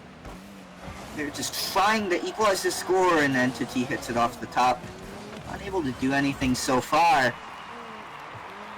But at the same time, Maroons are really not able to get the ball control just yet. Vision hits it off the side, and NoHud hits it in. I think they expected them to actually hit it from the corner rather than hit it off the wall to set it up, but it's able to do it. Entity was close to denying, but not close enough. A bit too deep in the goal, and it's 1-1. 3 minutes remaining, 2 minutes down, and Entity gets first touch. And then passes it over to Exquisition. They want to get it on the other goal, but unable to do so. Yam is there to take ball control. Actually misses his dribble, and Entity is there, but Deku denies, and it's all the way over to Maroons. They need to get this back as soon as possible, and that's what they're going to do. Exquisition tries to hit it back, but they go for a corner shot, and NoHud does not want to let them set that up. Entity does, though. He's going to set it up, and that could be a top-down shot, but no one on the Maroon side having enough boost. And as I say that, the ball being hit decently far away. Everyone going to the corner. They did not expect that ball to be hit back into the middle, and Brendan capitalizes. He's been so important for both of these games so far, and he's going to have to keep that up because we're over halfway through this match already, and it could be 2-0 so far. We'll see what happens, but on the Maroon side, Brendan denies and hits it off the tip. That was such a good self-pass. And actually destroys little Deku, who's out of the game, but not for long. And it's on the Maroon side. They had boosted to deny, and Exquisition tries to slow it down so he can hit it off the corner. Does dribble it midair, and NoHud gets it in. And that is unfortunate for the Maroons. They actually had such a good defense set up there. But Entity not able to jump in fast enough. Actually don't think he had enough boost to be able to jump in and deny that. And 2-2, 2 minutes left as well. Game could go either way, and Exquisition, ooh, if he hit that aerial, he would have bounced it off, and that might have been a goal. They looked like they were pretty set up, but still definitely possible, and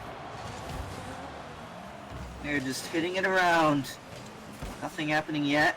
Gollam trying to hit it from the corner. Deku denies, and Brendan also trying to, but gets it off the wall, and it's...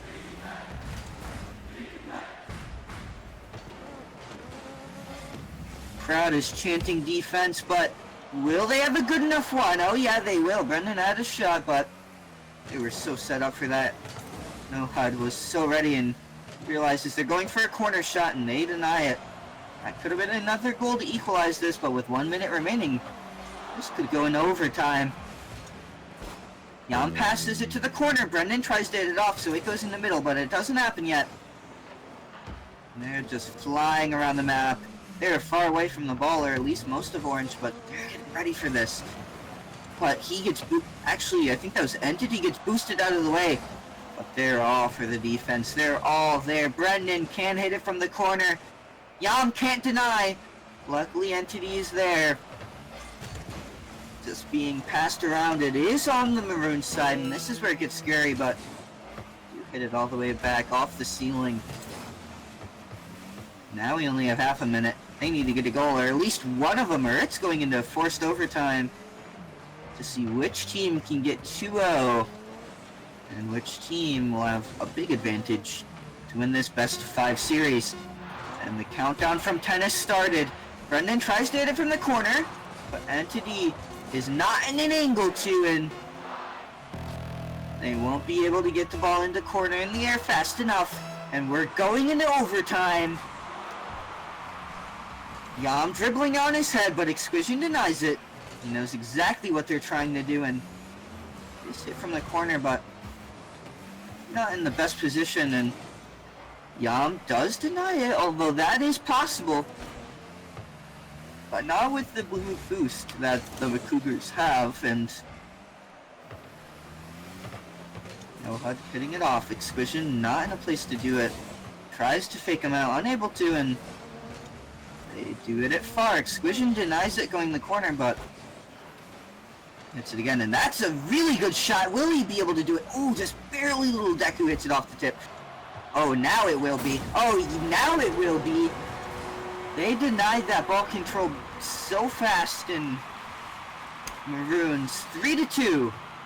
No one had enough boost after trying to defend it so hard. Ruthless aggression, and Maroons 2-0 in this best-of-5. And they are looking like they're in great form so far. Does look like the Maroons player did have to change car, and that's exactly what he's going to do. Let's change car. And now Yam leaves, and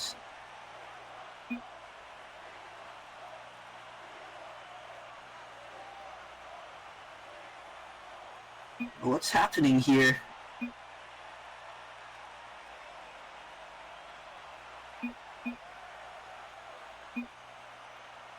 We're gonna get into this next match shortly. I think Yam still has to reconnect.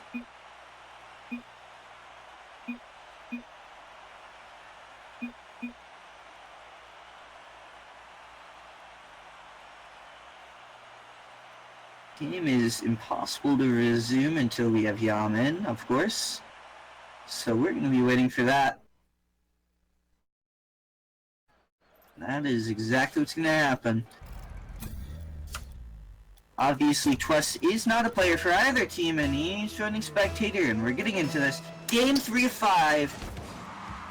Maroons can shut this out. It will be a 3-0, and it was looking like they'd already get a goal, but unable to finish the job, and he's hitting it off the wall. He's gonna try to go for a ceiling shot. Actually, he can't. He doesn't have enough boost, and they hit it off. And what a goal from Brendan, changing his car, and I guess he changed right. Yam hits it off the wall, Entity hits it high, and Exquisition not able to do it. He hits it off of his right front side, and it goes right in where he doesn't expect it to. Does a little spin to offset it, and NoHud takes on Yam, but Entity tries to go for a ceiling shot, actually misses, but should be fine, and Suspicion goes for one as well. Yam hits it mid, he hits it back. It's on Cougar side, and oh, off the sidebar. They could have gotten that, but unable to. And Entity hits it in the air so he can get the aerial and take ball control back, but actually gets completely denied, and someone needs to defend. Yam is able to. He has enough boost. He's there. That is exquisite, but is it exquisite enough? No, it is not. Entity going in. This will look like the Maroons do have ball control, but not enough. Cougars trying to get it in, unable to. And Yam should have ball control unless he gets denied, and he will not. He has ball control, bounces off the ceiling, and would have been a good shot. Entity not in position. Brendan hitting it off the wall. Okay, this could be a chance, but little Deku hits it all the way to the other side. Only person who's even close is Entity, and he's trying to go for bounce, but he gets slowed down. And as I say that, what happened on the Cougars defense there? That should not have been a goal. It's in the air, and Brendan takes the chance, uses his boost, and NoHud, I don't think he had any boost to defend that, and Brendan gets the goal, and it's 2-0. Been wasting time, and waste time they may. They're 2-0 in the series, and they're 2-0 in the map. And Yam is gonna instantly get a goal again!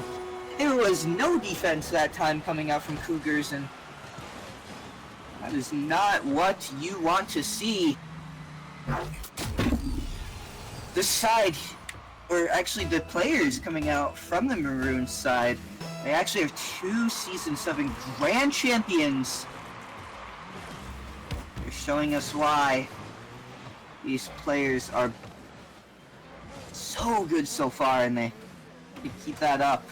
And they will. Yam denies the goal very early on, and Entity tries to hit it from the corner, unable to, but Brendan will hit it off the wall. It's not good positioning just yet, and they hit it all the way over. Brendan is so far, and they hit it all the way over to Entity. Look at that teamwork. Entity was so stood up for that shot. It was so calculated. And Yam can't hit it in. It's too high, and Exquisition denies it. Brendan hits it off the wall so Yam can get it mid, but unable to, and the aggression coming out from the Maroons is deadly, and it will be the death of the Cougars for that goal. No one had boost. They used all their boost early. They had nothing to use there. The Maroons, because they had so much corner control, they constantly were able to get boost, and that was the defining factor of that goal, and that's going to be a 4-0. Cougars not able to even get anything done this match so far. Entity tried to go for an early one, but Execution was there to deny, and it was a bit off. I'm also trying to deny the ceiling, but unable to. Brendan's there to save, but no, he's not. They have to set this up. They can't go for a solo goal, and they don't have to. No, a bit too high.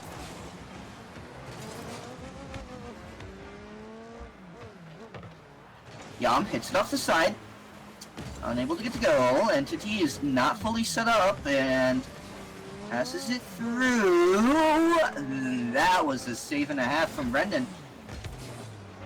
Just barely saved that. That was actually closer than it should have been, in my opinion, but didn't get in, and that's all that matters. And we're down to 1 minute, 30 seconds in this best of 5. Maroons up 2-0 in the series and 4-0 in this map. Nothing coming out of it for the Cougars, and this is looking like it might be a done series. Anything is possible, though, especially in Rocket League. This game is fast-paced sometimes, and it can be crazy to see some of the plays that come out, but Maroons, their aggression is insane, but their defense is also equally as strong. Especially Brendan, he is so good at that. Brendan even takes out NoHud with a minute remaining. NoHud's gonna have to come all the way back with absolutely no boost. It's on their side, and they pass it to mid. No one's there to do it. Yam a bit too far away. Brendan gets another one on no HUD. Oh, it's just being shut down. Finally gets back in and air dribbles it. Trying to get it, but Squishin's gonna try to dribble it back. Jump it into the goal. Unable to, and this might be a 3-0. Turning it all around, and there's 15 seconds for the Cougars to deny a 3-0, and now there's only 10. They barely missed the goal, and this is looking like it's over. Yam hits it out of the way, and this surely be a very quick Rocket League match. And that's how it's gonna happen. Maroons 3-0, extremely well played, and shut down the Cougars every match of the way, and that is... Yeah, and that is gonna be Maroons 4-1 for the group stage, only losing one single match, and who knows, that might have been a forfeit. I hope it wasn't, but even then, that is such a good scoreline, and that definitely means that they'll be making playoffs in Rocket League and may secure their spot. And very shortly, we will have Hearthstone. I'm gonna pass it back over to Twes, who will be the person streaming that match. Back over to you. Yeah, thank you very much, Kanan. Absolutely good job there, casting, man. Congrats to Maroons right there, taking the series 3-0. Both of those teams coming in today at 3-1, and Maroons going to go home with a 4-1 group stage, and Cougars getting set back a little bit at 3-2. So we'll see how the rankings play out now that the rest of the group stages have been played, and we'll have brackets coming up later this week. As you heard Kanan say, we'll be back here in just a little bit, guys. We're going to take a short delay as we get the next matches set up. We're going to have our Hearthstone coming up. Last day of group stages for Hearthstone as well. Don't go anywhere, guys. Right here on Varsity Network, we've got more of the HSEL 2018 Nationals.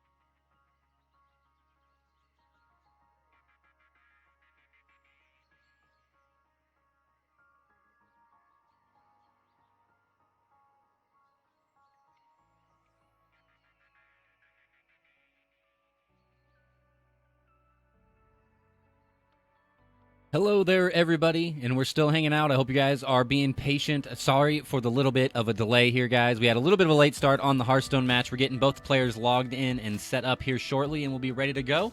Please do hang in for just a little bit longer, guys. As you can see on the title now that it's updated, this will be our 28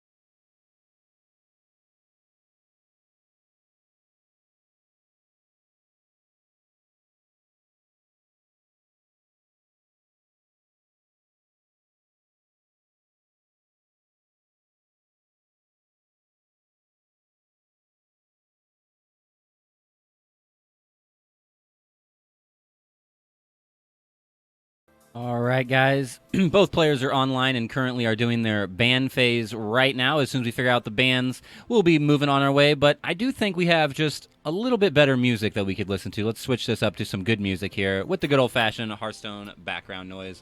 Hang on just a couple more minutes, guys. Game number 1 of the HSEL Hearthstone 2018 Nationals coming up right here on Varsity Network.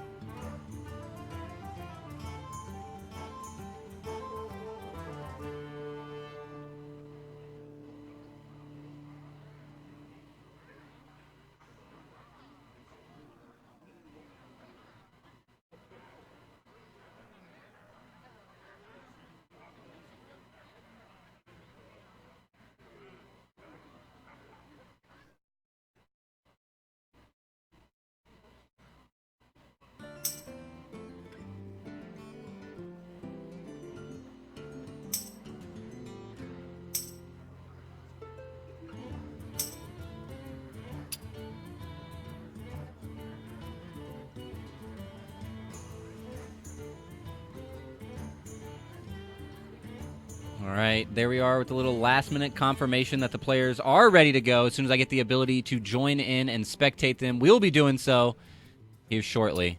Finally, we look like we are able to get in here, so let's go ahead and hop into this game. This is going to be, what's the name? Hang on a second. The Mustangs High School with Zakris versus John Burroughs High School Esports Club with Gollam on the side. We're going to have Zakris on the bottom, and we will have Gollam on the top. Loading in right here on the Game 1. Here we go. This is a Conquest format.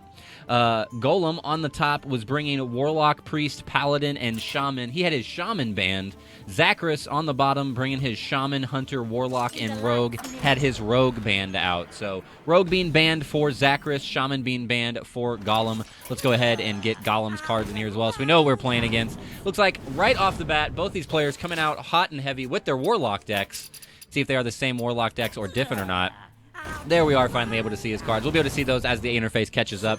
Looks like Gollam bringing out a very aggressive Warlock deck. Looks like Hot Dog doing the same, so some aggressive token Zoo locks coming out.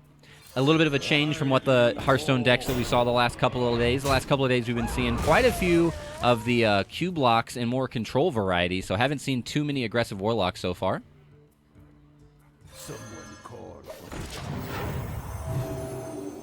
A little bit of Health Gang in Hot Dog's deck right now. Neither one of them running any kind of weird, even or odd combo variations of the aggressive deck as well. But, or not Hot Dog, sorry, Zakris. Hot Dog's his BattleNet name. So Zakris with the Fungal and the Enchanter as well as the Voodoo Doctor trying to heal up just a little bit there. Along with that Happy Ghoul for the sweet combos to be able to heal himself. Looks like he should be able to if he wants to, but chooses against it. Going to go ahead and just play the 4-mana Serenite Chain Gang with a little bit of the coin help there. Could have Fungal Enchanted into Happy Ghoul, though. It would have been a pretty strong play, but decides to get rid of that coin and get a little bit of a tempo advantage. Gollam does take advantage of the Happy Ghoul there, even though not getting the discount. Still just going to play it as a blanket 3-mana 3/3. Hey, it helps if I turn on the screen. Did you guys know that? You guys didn't miss much. It's only turn 3. Nobody panic. It's a professional stream. All right. What's up, guys? Nothing really crazy happened. Zakris on the bottom down here. Here we go through the history a little bit. Had a Voidwalker, lost it. Had a Voodoo Doctor, lost it. Decided not to play the Fungal Enchanter Happy Ghoul combo that he could have. Decided against it. On the side of Gollam, still nothing too crazy happening. Trading some Voodoo Doctors turn 1 and 2. Was able to play the Happy Ghoul here for no mana. Or sorry, for 3 mana, not for free, for 3 mana. And he did draw the Leroy Jenkins as well. So a lot of burst potential coming out on the up top side on Gollam's end. Does also pick up the Prince Keliseth. I love this card. It was one of those cards that was really underrated when it first came out and was at least able to find its way into a few decks and see some play. Decides, though, not to play it. Just wants to go with the guaranteed easy trades here with the Voidwalker, thanks to the Fungal Mancer buff. Hot Dog also with a Fungal Mancer of his own. Going to be looking for some efficient trade, and as efficient as he can, though, a little bit awkward with how much health all of his enemy minions have right there. Decide to just tap it up, get a little bit of a head on the card advantage, or attempt to.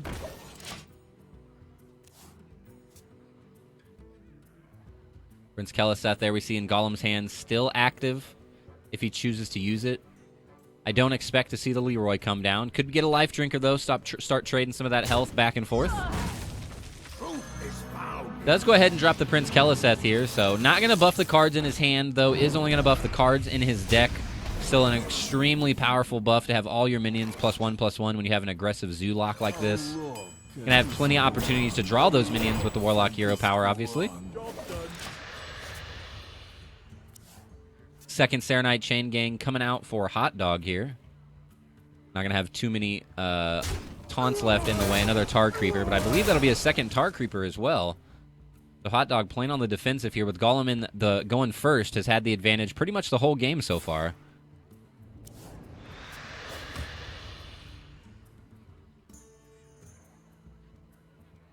In the light's name. I'm not super familiar with all the decks in the meta currently right now, but I do love these decks that I'm seeing from these two Warlocks right here. The Healing Zoolock combo decks is super cool. I've seen them a little bit. I'm not fluent with them. I know they exist. I've seen these variants with the Life Drinkers and things like that, but really cool to see if all the combos come together. A really, really good Dreadlord right there comes out, gets to kill 3 of those minions on the other side of the board. However, we know it's over because Gollam, with that Leroy Jenkins, going to have plenty of damage. Even had the Soulfire in hand as well, so making sure to show off the power of his win right there. Gollam takes the first round right there over Zakris. The Zoolocks facing off against each other. Gollam just a little bit too powerful, going in that first position, not able to make the recovery from the second, or from going second for Hot Dog, unfortunately.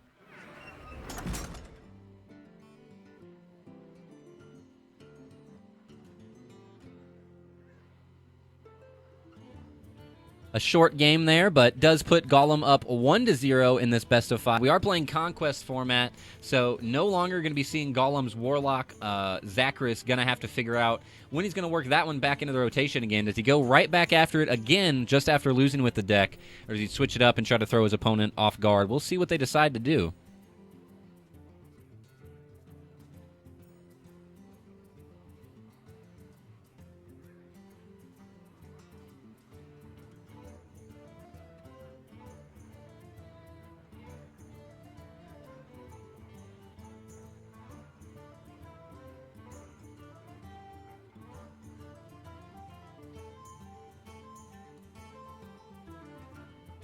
A little bit of delay here, I think, is maybe taking a quick break, taking a deep breath, really thinking about what they want to do here. I'm not getting any updates at the moment, so I assume nothing too crazy happening.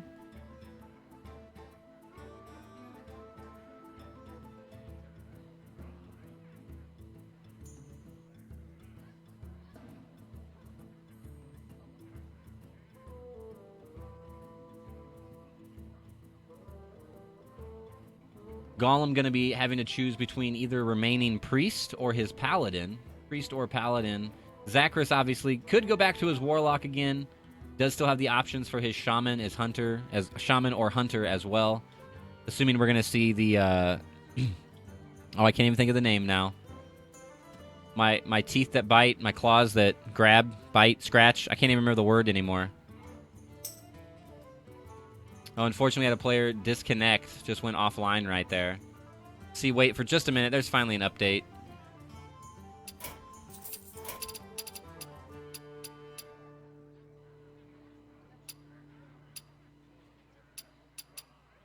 Now, okay, all right. I think we're having some Blizzard issues because we had one player disconnect in between right there. The other player messaged me, and as he messaged me, he also disconnected. So I think Blizzard servers might be having a little bit of trouble there.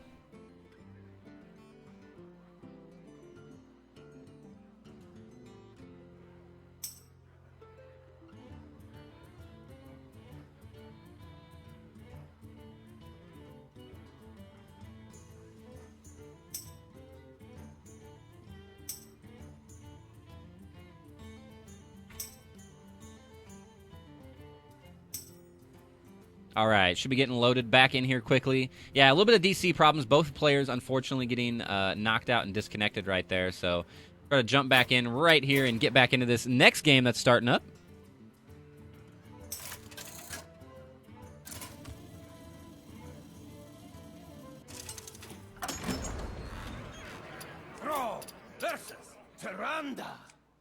Fortunately, it looks like I might not have the card view for Gollam, so we'll have to see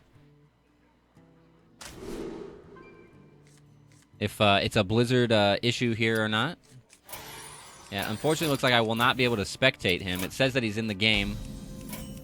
I know that he's playing. He's obviously right here playing, but just not able to spectate him. So that's a little unfortunate, but we'll do our best anyway. Hot Dog bringing what looks to be kind of a slower shaman. I don't know why I can't think of the Shutterwalk. I don't know why I couldn't think of the word Shutterwalk. Shutterwalk Shaman is the one that I would assume it was going to be. And it looks like that will be the case with how much I'm having, or how much delay and removal and card draw we're getting here. Let the pain speak to me.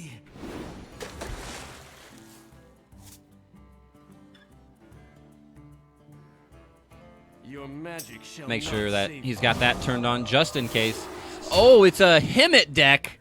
Oh, I do love me a good Himmet deck. We'll see what Zakris can do with Himmet Jungle Hunter in his deck right here. Got the Black Knight as well. Black Knight incredibly strong with Shutterwalk. There's the Life Drinker.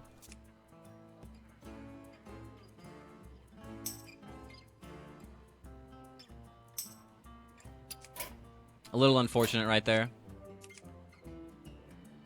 So we won't be able to see Gollam's hand, but we'll work through it as we can. A little bit unfortunate that we're having some spectator issues there.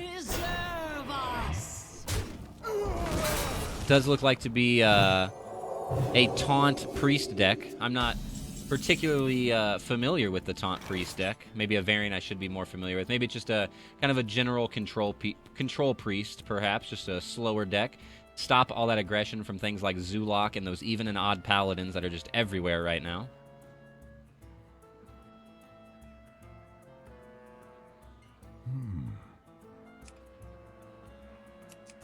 Hot Dog actually running 2 Life Drinkers in his deck, so I do still think it'll be a Shutterwalk Shaman based on the other cards I see, but a little bit of a choice change depending on if you want 1 or 2 Life Drinkers in your deck, and decided to go with the 2 here as we can see.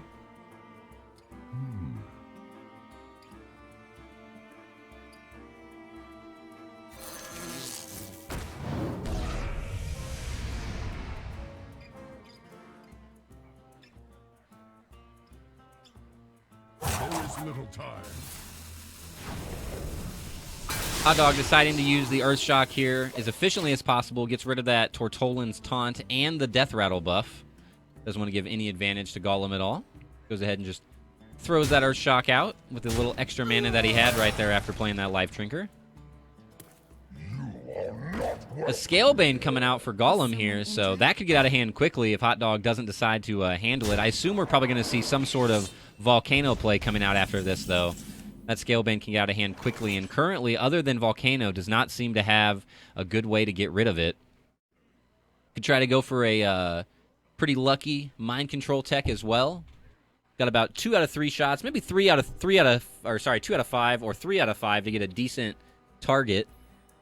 Mind Control tech on either the Taunt or the Scalebane would be worth it. Northshire Cleric would be good as well. The Taunt mostly just got away to have an opportunity for the Scalebane, but I do think we are going to see a Volcano here. The Manatide Totem already silenced. Be surprising to not see Volcano come out, just leaving a lot of damage on the board without removing that Scalebane.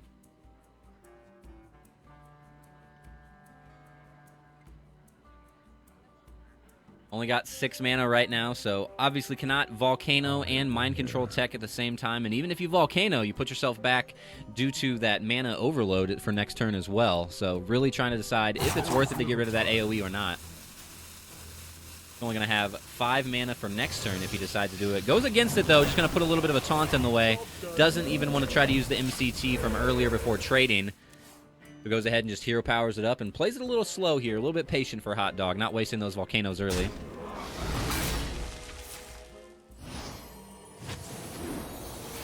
Able to easily heal his Tortolin out of lethal range for the trade right there. Gets a couple of extra draws off the Northshire Cleric and that Power Ward Shield, making sure to really reload his hand. Actually got a Stonehill Defender off of his first Stonehill Defender and is able to pick up another taunt right there. Very sadly unable to see Psionic Probe due to a little bit of the Hearthstone bug here. Potentially I could relog, but I'd rather just play this game out here. Come back into it on game number 3 and see if I can log back in.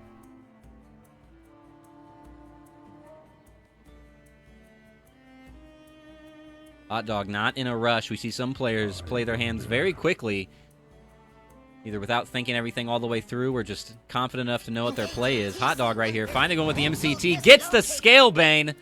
Probably the best one out of the 4 right there. Hits the 1 out of 4. Stonehill Defender would have been a nice pickup as well with that little bit of an extra buff on it, but absolutely that Scalebane was the #1 choice, and he gets it, so makes even some use of that Silence Manatide Totem, making that a solid 3/3 and something instead of something a little bit worthless with 0 attack there.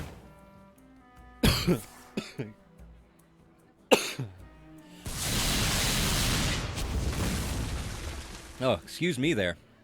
A little bit of coughing.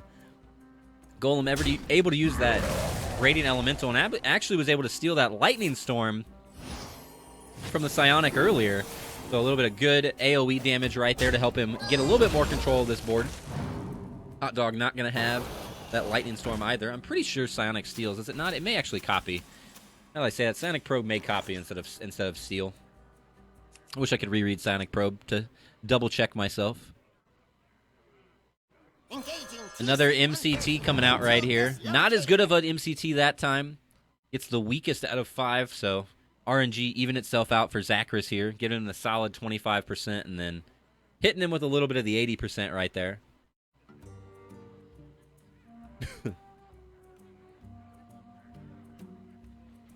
Ooh, bad time to start coughing. I wonder. Hot Dog still with not too many options left, thinking about going with Volcano, and now looking like he's going to confirm it. There he goes right there. Maybe just not wanting to play the Volcano earlier to not put himself so far behind in the mana pool. Obviously, if he would have played it a couple turns early, he wouldn't have had very much mana left, so at least next turn he's going to have 7 remaining. Nice Spellstone coming out here for Gollam, able to pick up a couple more of his minions there. Unfortunately, not able to revive that Scalebane as it did transfer itself over to Hot Dog's board before it died. Gonna be able to get a little bit of use out of this Black Knight on the Tortolin. Get that Battle Cry in the rotation, for the Shudderwalk. Buff does land on the Northshire Cleric. I'm sure Gollam pretty happy about that 50-50 right there. Keep that Northshire Cleric up and healthy for as long as possible. Might be able to protect it from this Black Knight with the 4 health. See if he's got anything in the way. More copy cards coming out for Gollam. Really want to know what's in the bottom of Hot Dog's deck. So gets an easy 3 more card draw. Seeing what kind of options he has. I really wish we could see what cards those were. Now I really want to know what his hand is. There's one of them, a Glacial Shard out of the Devour Mines. We've got 2 left that are from Hot Dog's deck. Neither one of those being Flappy Bird or Radiant Elemental. Vicious Fledgling. I forgot what Flappy Bird's real name was for a second. His real name is Flappy Bird. Hot Dog able to pick up the Gorgonzola right here. I know it's Zola the Gorgon. Don't give me a hard time. He's got a couple of the Battlecry combos waiting and ready to go with the Shudderwalk. Decides to invest a Hex into the Vicious Fledgling. Unfortunately, feel like he had to do it. He was either the Hex or the Volcano, and Volcano just feels bad. Volcano would have guaranteed, or not, would not have guaranteed wiped it. Would have been 3 damage short. Now with the Hex, though, it does guarantee the kill on everything. So plenty of damage there. Oh, I can't do math. So he was still short, unfortunately. Kills his own Black Knight, so pretty unlucky there. I thought it was really close on the math. I was way far off by 2 on that one. I thought he was at 18 health before the vicious fledgling was silenced. Or 18, yeah, 18 health on the board, if I can clarify my statement. Gets that other Tar Creeper from his second Stonehill Defender. Was this Stonehill Defender? Okay, this was one in his deck. So now both Stonehill Defenders from the deck are gone. He did create one, so that one's also gone. There's a Gastropod from the third Stonehill Defender. Hot Dog now drawing his Keleseth in his Shaman deck. We saw Keleseth earlier in Gollam's Zulok deck. Activatable now for Hot Dog. An interesting battle cry to use with Shutterwalk, potentially. It could get really powerful, but generally once you get to Shutterwalk, you've drawn most of your cards. And there's Grumble as well. Going to guarantee that Shutterwalk is able to come back into the hand of Hot Dog. Bone Mare coming out for Gollam. The 8-mana Bone Mare. It's still a Nightmare. Makes that Tar Creeper a 5-9. Going to be an 8-9 on Hot Dog's, or on Zakris' turn. The double name's throwing me off, Zakris. Zakris. I keep messing your name up too. Zakris. I apologize. I'm so sorry. Second Healing Rain for Zakris here. Going to keep him on this game a little bit longer, but the Bone Mare absolutely showing some strength right here. I also can't do math. It's a 7-9 Tar Creeper instead of an 8-9 Tar Creeper. Also with that extra 5/5 body on the board and a lot of taunt minions in the way. Hot Dog looked like he's going to Zola the Life Drinker back. Able to play a couple of those for Shutterwalk. He's just going to go ahead and give up his 2/4. Make sure to take out that Gastropod, though. Don't want to leave that Poisonous on the board. And for good measure, goes ahead and Healing Rains back up to 30 as well. A little bit behind on the board for Zakris here, but feeling like he's at a good life total. Getting close to that combo potential with the Shutterwalk. A nice potion right there. Works out for Gollam to be able to easily trade thanks to the Divine Shield. And is able to play the Lich King on top of it. So a powerful turn here for Gollam after getting that Lich King off the free from Amber. So a great pickup. And able to continue to refill his hand. Zakris in a scary situation now. Not able to draw the Shutterwalk quite yet. Going to still have to be able to play that Grumble at least first. Maybe the second Life Drinker again as well. The third Life Drinker, actually. That's the Zola Life Drinker. So that'd be the third play. Gollam with 16, 19, 21, 23, 28 damage on board right now.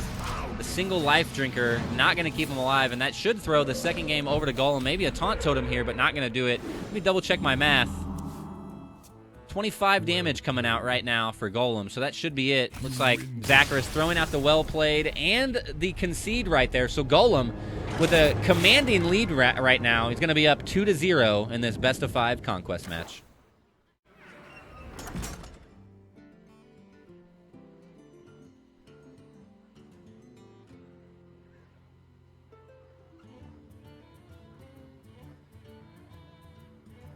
Gollam now up 2-0 as stated, only remaining with his Paladin. Zakris still with some options. We've seen both his Warlock and his Shaman. We'll see if he comes into it with Hunter. Good news for Zakris is that he knows Gollam is going to be playing Paladin, and if we know anything about Paladin from this meta, it is going to be an aggressive Paladin of some sort, even odd, maybe even a Murloc in there. But aggressive Paladin, we have to assume is coming out. Zakris making sure that he wants to get good use of all of his decks, switching to his third and final deck, the Hunter here. Zakris going to have his work cut out for him, looking for a reverse sweep to go from 0-2 to 3-2 to win this. This is the very final day of the group stages. Tomorrow the brackets will be getting set up for this HSEL Nationals, so looking to place as high as possible for the bracket. We do see it looks like Gollam getting Gin Greymane, going to be pulling out that even Paladin right now, one of the common ones we've seen. Still looks like I am unable to view Gollam. That's a little sad. I'm actually going to dip out of this really quickly, try to come back in one time. Still looks like it's not. I'd probably have to go all the way out or make Gollam go all the way out, and we're just not going to do that to him. He needs to focus up on this potential last match right here. Hot Dog easy with a lit candle right here, just getting his candle shot damage in. Not a problem to take out the reinforcement dudes.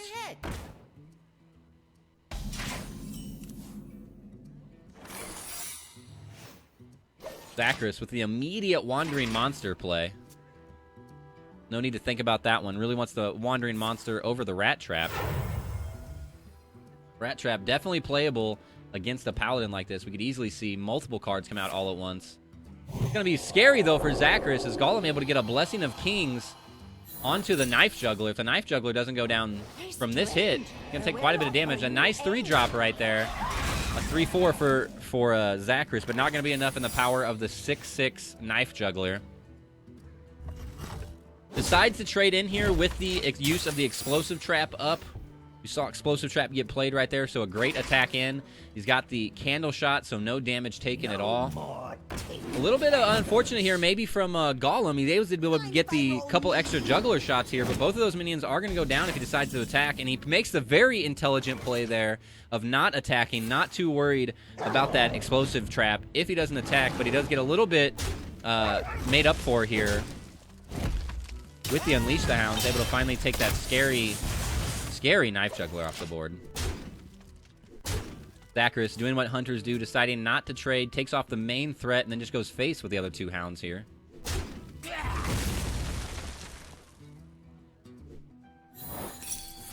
That will trigger the Explosive Track. Finally, good, intelligent play there from Gollam, making sure to very carefully get around that trap. Second Knife Juggler now coming out. Reporting for duty. Able to play one of the Silverhand recruits from earlier that got bounced back. Rat Trap is activated. That was the 3rd card right there. Even the 4th card, so able to get a free 6-6 for 2 mana on Zakris' turn. Rat Trap showing the value.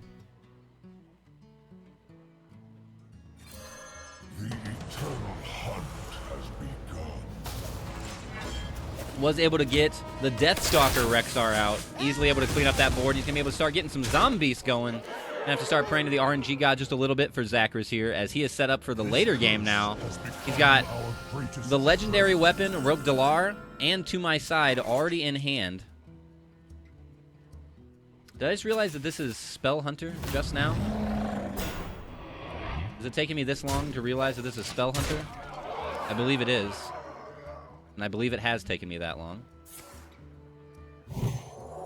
The quality in the hand of Gollam, just sitting there waiting, and the Consecration as well. So unfortunately, we were unable to see the hand of Gollam, but the Equality Consecrate combo was waiting. Gin doesn't matter. He's still a 6-1. He's happy to hit face.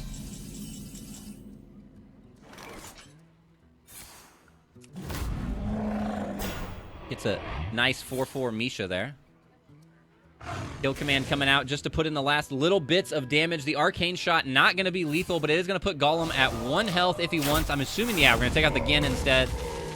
Tempting to go for that extra 2 damage on the face, but easily enough to take out that Gin Greymane. Gollam in a scary situation now, unless he has a heal. I don't expect to see him playing Lay on Hands, but it is turn 8. He didn't have the Lay on Hands, didn't have the heal. Zakris not going down without a fight, taking that game number 3.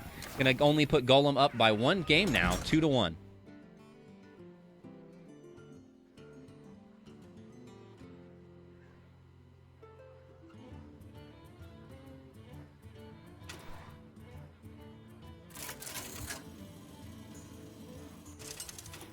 Not a long delay right there at all, as we are jumping into game number 4 here. Zakris playing to stay alive in this match. If he goes out, he will be taking the loss right here. Gollam obviously trying to finish up with his Paladin deck right here, his last deck he needs to win with. Zakris has Shaman, as we see here, and Warlock remaining. Do one more double check. Unfortunately, Spectator mode not fixed, so a little bit unfortunate, but we will see the outcome and the plays that happen. Obviously, even Paladin still here for Gollam. Reporting for duty. Hot Dog with the Shudderwalk Shaman. Now, we haven't seen Shudderwalk. I 100% assume this is Shudderwalk Shaman. He pretty much has every card in the deck that I would expect to see for Shudderwalk, but we have not officially seen the Shudderwalk yet. But assuming that that is the deck that we're playing right here, he's going to have to be very good at delaying for absolutely as long as possible. Gollam going to be coming out with some extreme aggression right now from the even Paladin. Hot Dog going to have to play very conservatively, very efficiently, and make sure that he can stay alive long enough to pull the Shudderwalk combo off.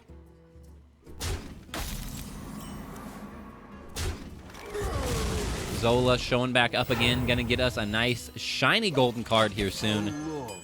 Once again, going to be able to coin out that Serenite Chain Gang on the turn 3. Get a couple of defensive taunt minions in the way.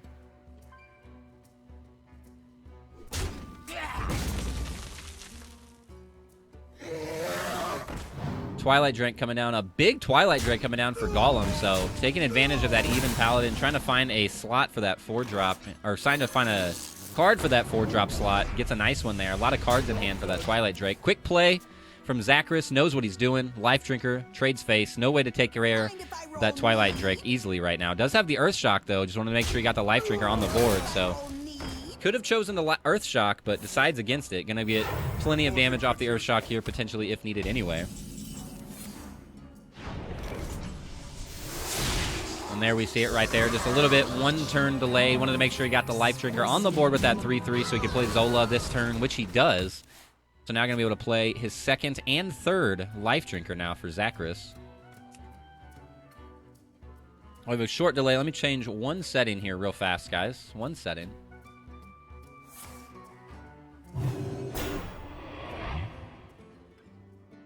Oh, okay. Well, the setting was the wrong choice.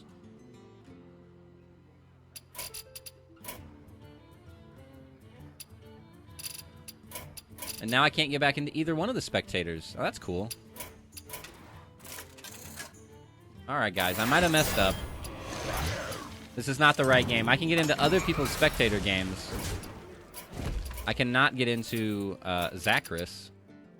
It will not allow me to spectate Zakris. Let me go ahead real quick and try to restart my game real fast. I was trying to put myself into private mode on Battle.net, and so we can stop getting PMs and stop getting notifications that people have come and gone offline and that people were opening packs. But unfortunately, I made the wrong choice.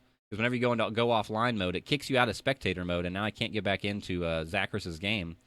Quite unfortunate. I'm going to try my best to get back in here, guys. I do apologize. Good thing the fire is roaring. It's awfully dark out there. Try to figure out these silly self-made technical difficulties here. However, I should have done that from the beginning. Because now we can see Gollam's hand as well. So let's get back in here now. Reporting for duty. Now we can see both decks. Should have done that from the beginning. Right from the get-go. Should have just reset. But that's all right. We're back in it. Zakris on the bottom. Gollam still on the top. Gollam bringing that even Paladin. Able to get a Sea Giant out here, so it didn't even look like we missed too much of the action. A couple of silences going out on the Manatide totems. It looks like that Life Drinker is still alive. Zakris has not played either one of his 2nd or 3rd Life Drinkers yet. Does have the Shutterwalk in hand, though, finally this game. And fortunately enough for him, also had the Hex in hand ready for that Sea Giant. Let's take a look at Gollam's hand now that we can see it. Did draw the Gin. He has the Plated Beetle for a little bit of health. And again with the Equality Consecrate combo one more time for him. Ready to roll.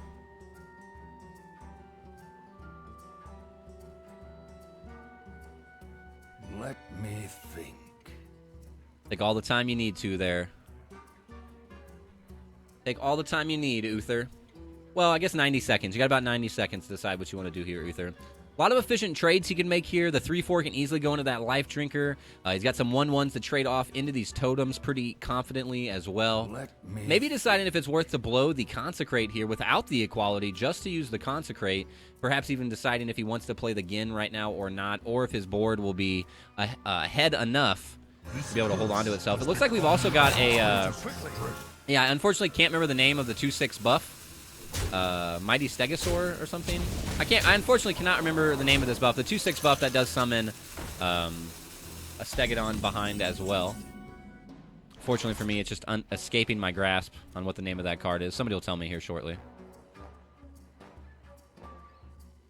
Lightning Storm, a really solid pickup to have right here. He does also have the Volcano, so the Volcano with some good trades could work out pretty efficiently as well. Going to be a little bit annoying with that Volcano because it will summon a 6 health minion right after this one dies. So going to go ahead and use the Lightning Storm first. Hope for a good 50-50 RNG right here. Doesn't unfortunately get it on the Silverhand Recruit. Only the 2 damage. Actually hits only 2 damage on all 3 of these minions that it actually mattered on. So is, sadly enough, going to have to waste that Life Drinker just for the additional trade. Really wanted to trade that Magma Totem in, but wasn't able to. Comes out the golden Life Drinker. This might be a very minute and Something that doesn't matter in the long run at all, but I do like that he played the Zola copy before playing the second just in-deck copy of his Life Drinker. Leaves a little bit more mystery for Gollam for what might be in Zakris' hand. A lot of Silverhand recruits in play from the Death Rattle. Or sorry, a lot of Silverhand recruits in hand from the Death Rattle.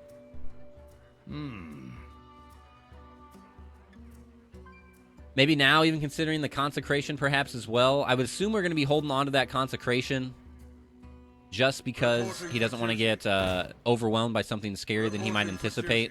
Going to get some great efficiency, though, here out of the Crystal Lion. Free 1/1s with the play of the Crystal Lion as well. Hot Dog, though, doesn't want to trade it. Just wants to end this game as quickly as possible before Zakris can get his Shutterwalk combo off. Decides to go face for 8 damage there.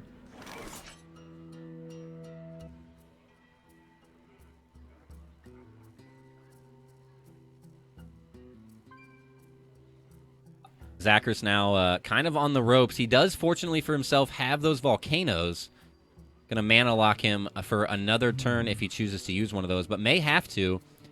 If he trades with both the Life Drinker and the Magma Totem, there's still going to be about 17 life on the board. 17 or 18 life on the board even. So here goes his volcano. I think there's going to be about 3 health remaining here.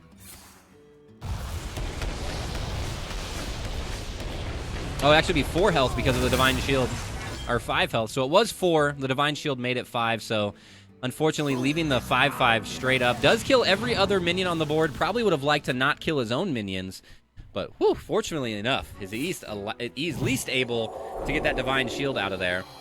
We do see, though, Gollam able to draw the Blessing of Kings, has had the Consecrate in hand for quite a while now.